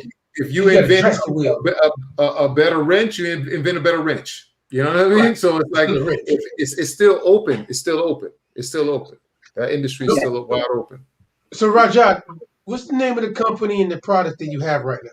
That's called Centropix, and they have actually one for the home, and they have one for your person, so you could wear it, and that creates a bubble around you. So there's one for your home, there's one for your person. But these are active devices. They're not like just stickers or whatever. They're hardcore bona fide technology that have massive studies behind them and research, and have been compared to all kinds of other devices. I mean, they've been around for a little bit and in Europe, but they're coming to the US. Question. Bring that back. I have to rewind just so I can make sure I have to clarify what I just heard. I know because I've heard you say this before about a machine. There's a machine that's that goes for the house. But did you just say there was something that goes around your neck? Yeah, you can wear it like a pendant, and it creates an active bubble around you, so it strengthens your auric field. Woo! Wait a second. Bring that back. So what is it made of again that you're putting around your neck that's going to give you this aural force field to keep these waves not interrupting with your natural organic field that you walk in? Can you please? Sure. So it's actually a little computer, and it's got 2 Tesla coils. Computer? Yeah. Okay. But like a little motherboard, right? It's putting out a field. It's actually putting out a field itself, but it's putting out a bio-friendly field. So like one thing that, like the Schumann resonance, 7.83 hertz, right? That's the normal natural frequency of the planet, right? Amongst other frequencies. So it creates a bubble of like the harmonic frequency of the earth around you, right? And it supports your bioenergetic field. And that allows you to kind of, feel better. People are losing weight with this. I mean, people are just losing weight just by having this on. Say no more. Look, you see, he excited. He like, yo, dude, that's all it is. That's what I gotta do. I think I got something. He gonna buy it. I'm gonna get him to buy it first. That's what I'm gonna do. We're gonna test it out in his crib. Shoot, get the necklace joint and the house crib. No, but for real though. So this thing really gonna protect you from a lot of It's really gonna protect you from a lot of these waves based off of because I only got like 5 minutes before I go into this next situation I got to go into. But I just wanted you to introduce. I'm gonna bring you back, and we're gonna have another conversation on other opportunities you have, because I think you are a well versed man in opportunities that you come across as an entrepreneur, especially these type of opportunities such as the multi-level, the quick click and new age. That's one thing from because it was an easy, simple. I'm going like that's an easy, simple way for anybody to share and make money. That was just like simple to me. Like anybody can do that. You feel me? Go like anybody can do that and start your own network of people that's underneath your products and especially if you sell the product too. You know what I mean? Yeah. Come on, you can create where you're getting the product for 25, but you make it 40, but now you're making space so that you can let everybody else eat that's around your network. You know what I'm saying? You got to make space sometimes to leverage. But anyways, I want to go back to this real quick because, like I said, I only got now. So can you just give me that last little bit about this network? Yeah, so I'll give you a short, brief kind of just history on myself, okay? So I've been involved with frequency-based products for 6 years, okay? Everything has an energy, frequency, or vibration. As a matter of fact, everything is only that energy, frequency, and vibration. We are energy. Okay. Yes, I agree. And we interact with energy. And so the earth has its energy, the sun has its energy, but then we have some man-made energies that really don't do well with humans, right? They disrupt function on the cell level. Okay. So 5.5 years ago, 6 years ago, I was in such bad shape that, just to give you an example of how powerful frequencies can be, they could be harmful or they could be beneficial depending on the frequencies and the fields that are created, right?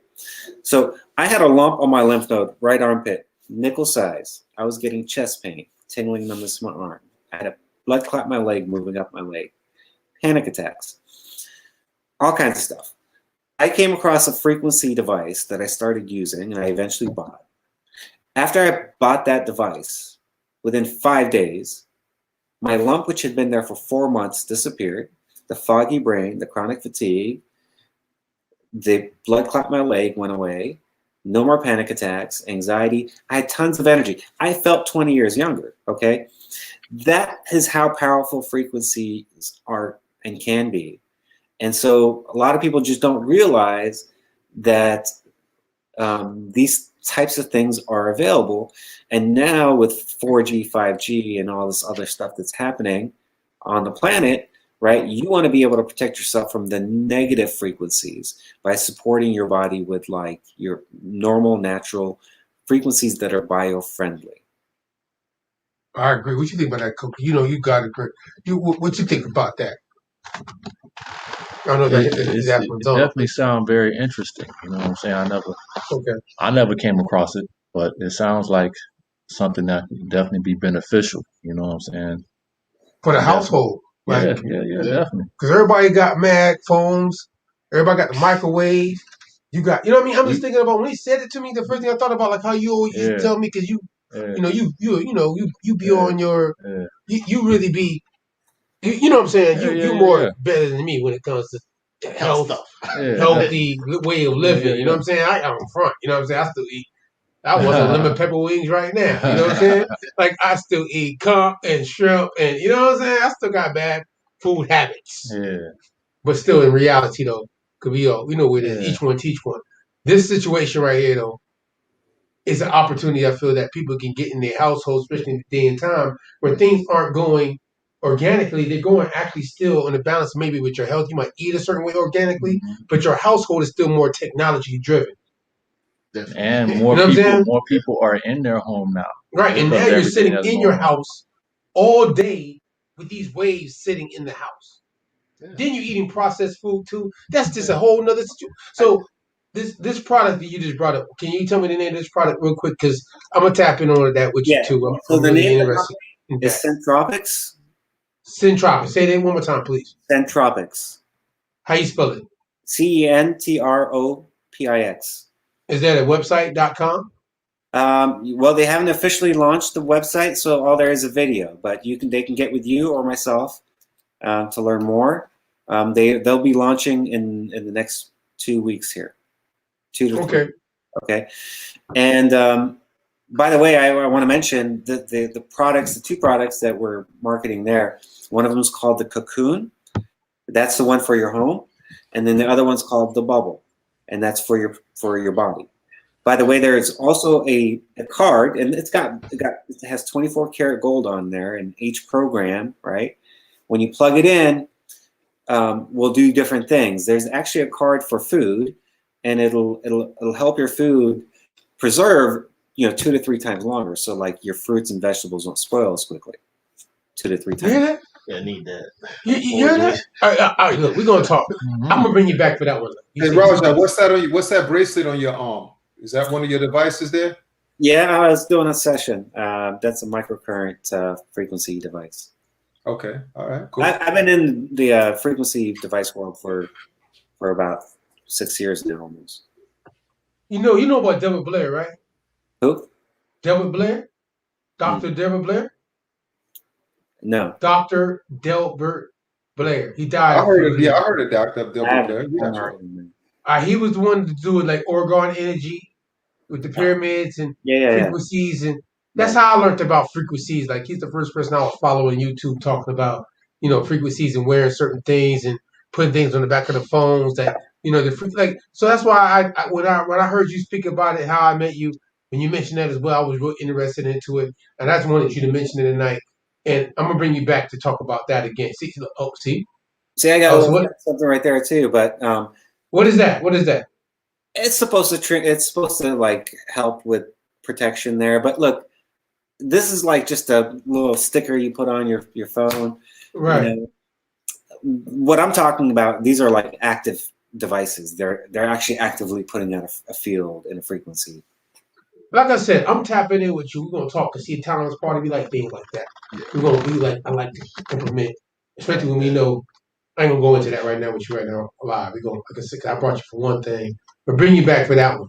I mean that. Keep my word. Keep my word. Thank you for spending some time with us, man. Quick click. You know what I'm saying? New age.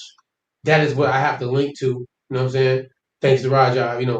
By the way, have I been saying your name right before I let you leave? Because we've been in the room, and I know we get along, but I be messing up people's names, brother. I apologize. It's all good, man. It's Rajai or Raj, but yeah, man, my name gets Raj. I've been calling him Raj the whole time, though. This is how I talk. Am I lying, Raj? See, am I lying? Rajai.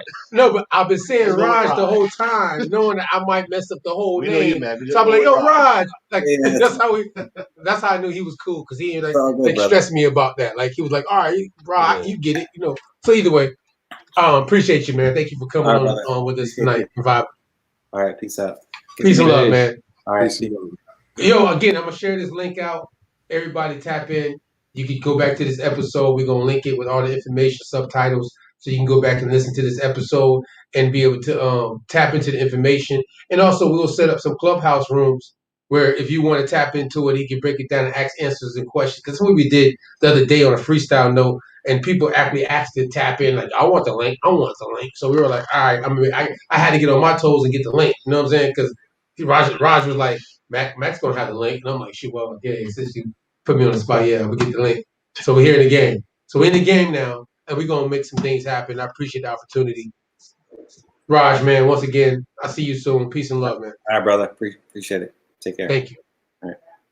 We're gonna come right back, and Tom's Party Music Media Lounge. Again, you see Raja, New Age, Quick Click, opportunities. You know what I'm saying? I try to always bring opportunities. But you know what I got to do real quick before I leave, for the misters and missuses out there. You heard me, Cole? Mm-hmm. Can I get the full page real quick? Can I get the full screen before we leave out here? I only got a few minutes for this. I only can save the cultural and historical things that I also learned on Clubhouse and the conversations and networks. Not only do we get on there and talk about business opportunities like that, I've met some great people, I ain't gonna lie, but we also talk about these things too in certain rooms. It's all about the title, what you into, right? You know what I mean, right? Go ahead. You see that's how it working? Mm-hmm. By the way, nobody told me this. I'm the first one to tell them this. For the record. Because it seemed to be a big debate about Mr. and Mrs. and titles of nobility. And I want to get past cliche shit. You feel where I'm coming from? If you don't, you're going to dig it tonight. So this is the documentation for it. So, first, this conversation and why I brought this document up and how I brought it up to MAR, like Mars, just Mardo. I brought it up because certain conversations I've been hearing when I do be tapping in on the historical side of the app, and people having conversations about certain aspects of people's titles of nobility. Man, that making me hungry. Get some chips. Thank you.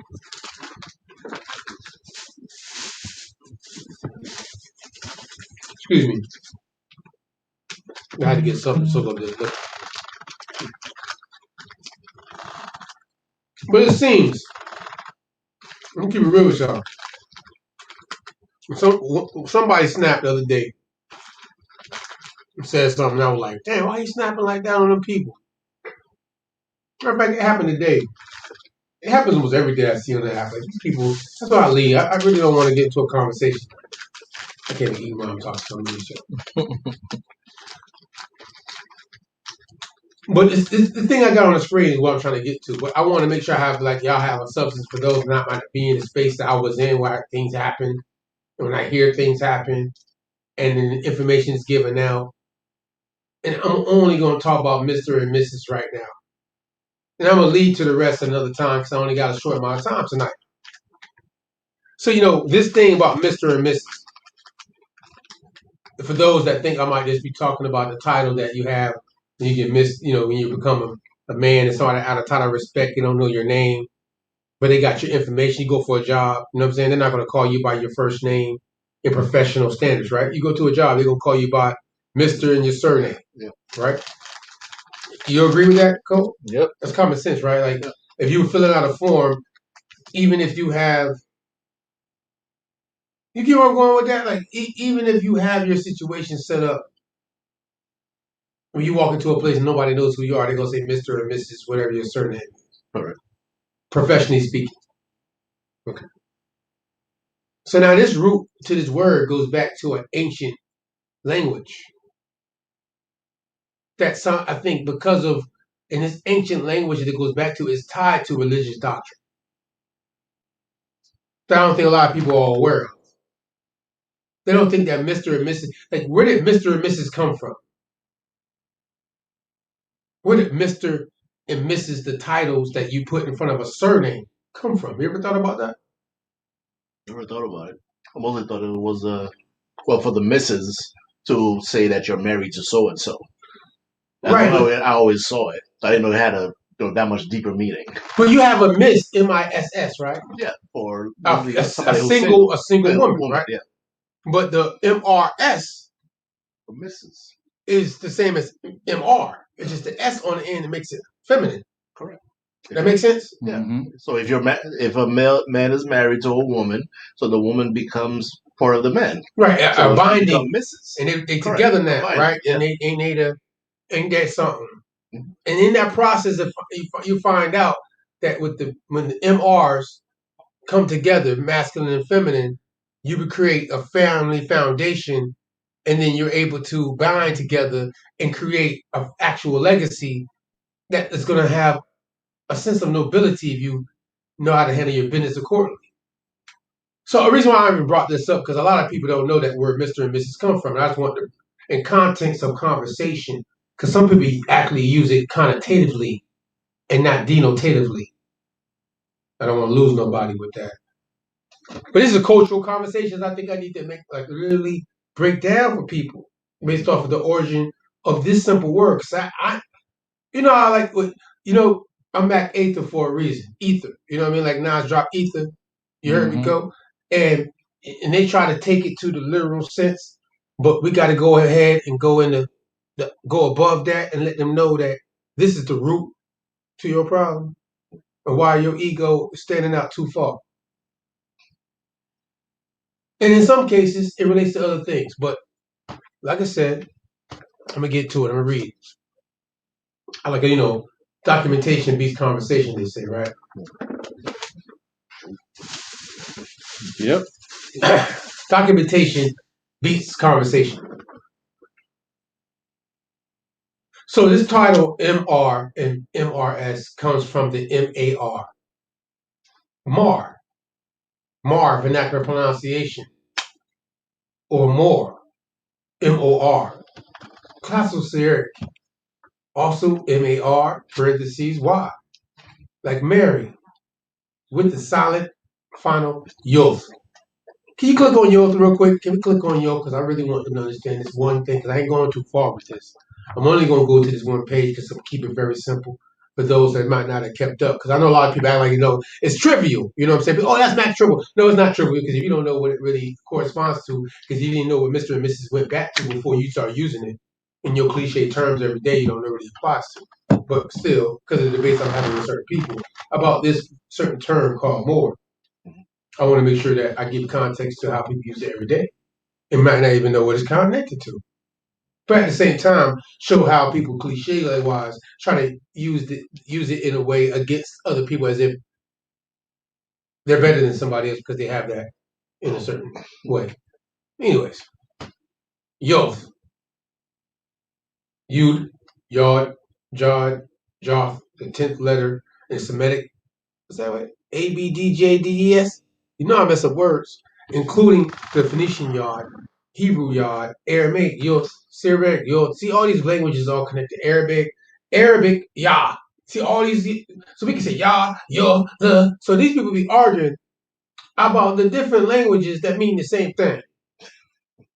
No, that's what I'm trying to get to. Like, people really be going back and forth about semantics of vernacular of words that actually mean the same exact thing. It's ridiculous. Go back, bro. Bring it back. I just wanted to point that part out first. How all them things of that Y and how that Y has a whole nother significance. So when we put the Y on the end of M-A-R, what you got? Mary? Okay. So the very of what was I at? Let's make sure after the Yod. After the Yod. Thank you very much. Right, bring me back, brother, please. Yod. Okay, it's a title of respect of Syriac, literally meaning my Lord. You hear that? Mister and Mrs. mean Lord in the masculine and feminine form. This is what they documented based off the languages here. I'm not making this up. So it's given to all saints and also used before Christian name of bishops. The corresponding feminine form given to women saints, Marth, M-A-R-T-H, or M-O-R-T-H, Syriac, M-A-R-T, parentheses, Y. The title is placed before the Christian name. So right now, most of us, Christian meaning you could be Baptist, Methodist, Pentecostal, Presbyterian. You know what I mean? We name all the denominations. Also, too, the word martyr comes out of that, too. You can see the word martyr coming out of that. You see that, right? I'm not done yet, though. Look. So it says the title that is placed before the Christian name. As in Mar, Aprim / Mar, Afrim, from the Syrian, Mort, Maryam, Maryam,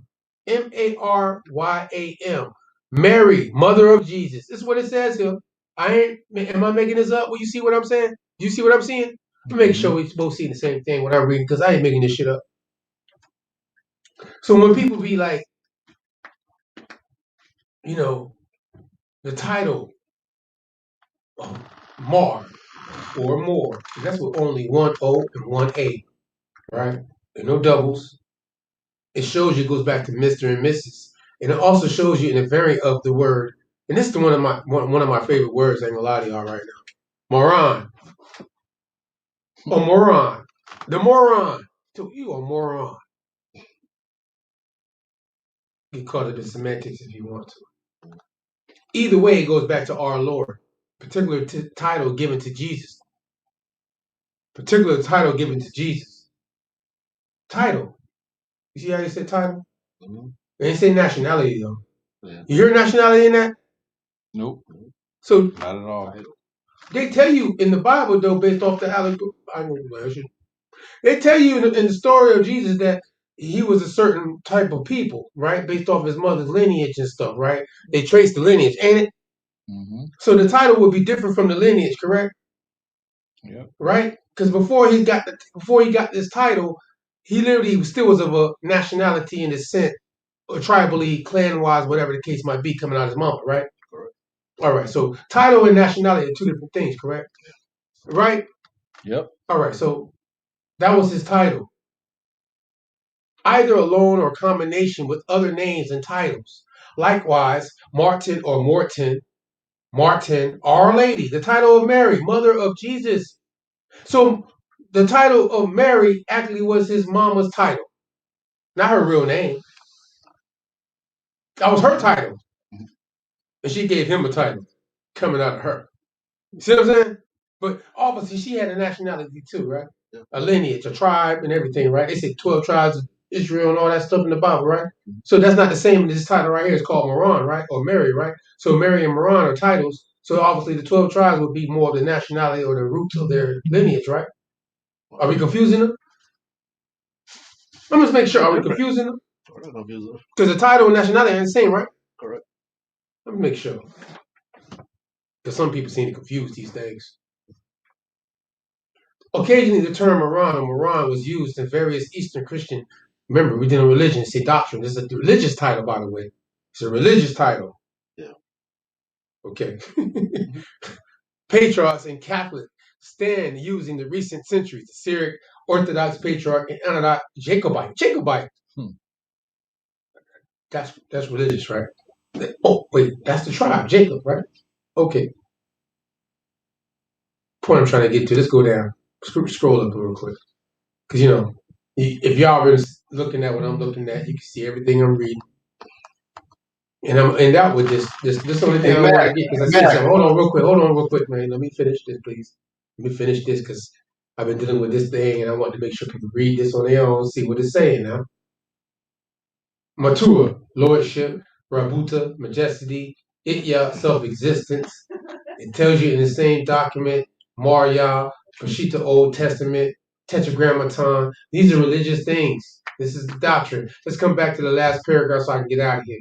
In the Mashiach Hebrew, through the date of Aramaic word pronounced Mar, Hebrew, and is used a formal way of addressing or referring to a male person. In a drama, or how you pronounce that word? Tabyo, Tabmoya? I'm going to say Tamomi. Tab-yomi. I'm going to say that. Tab-yomi. T-B, I'm going to make sure I spell it for y'all that's listening.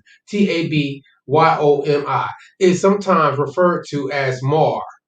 Mar also is a title of Elixir, leader of the Jewish diaspora religion community in Babylon, with Aramaic-speaking Jews sharing cultural attributes to Syriac Christians in modern Hebrew. Of the contemporary Israel, Mar is used with distinction for any male person like Mr. You see the key word right there? It's right there. It says it, Mr. in English.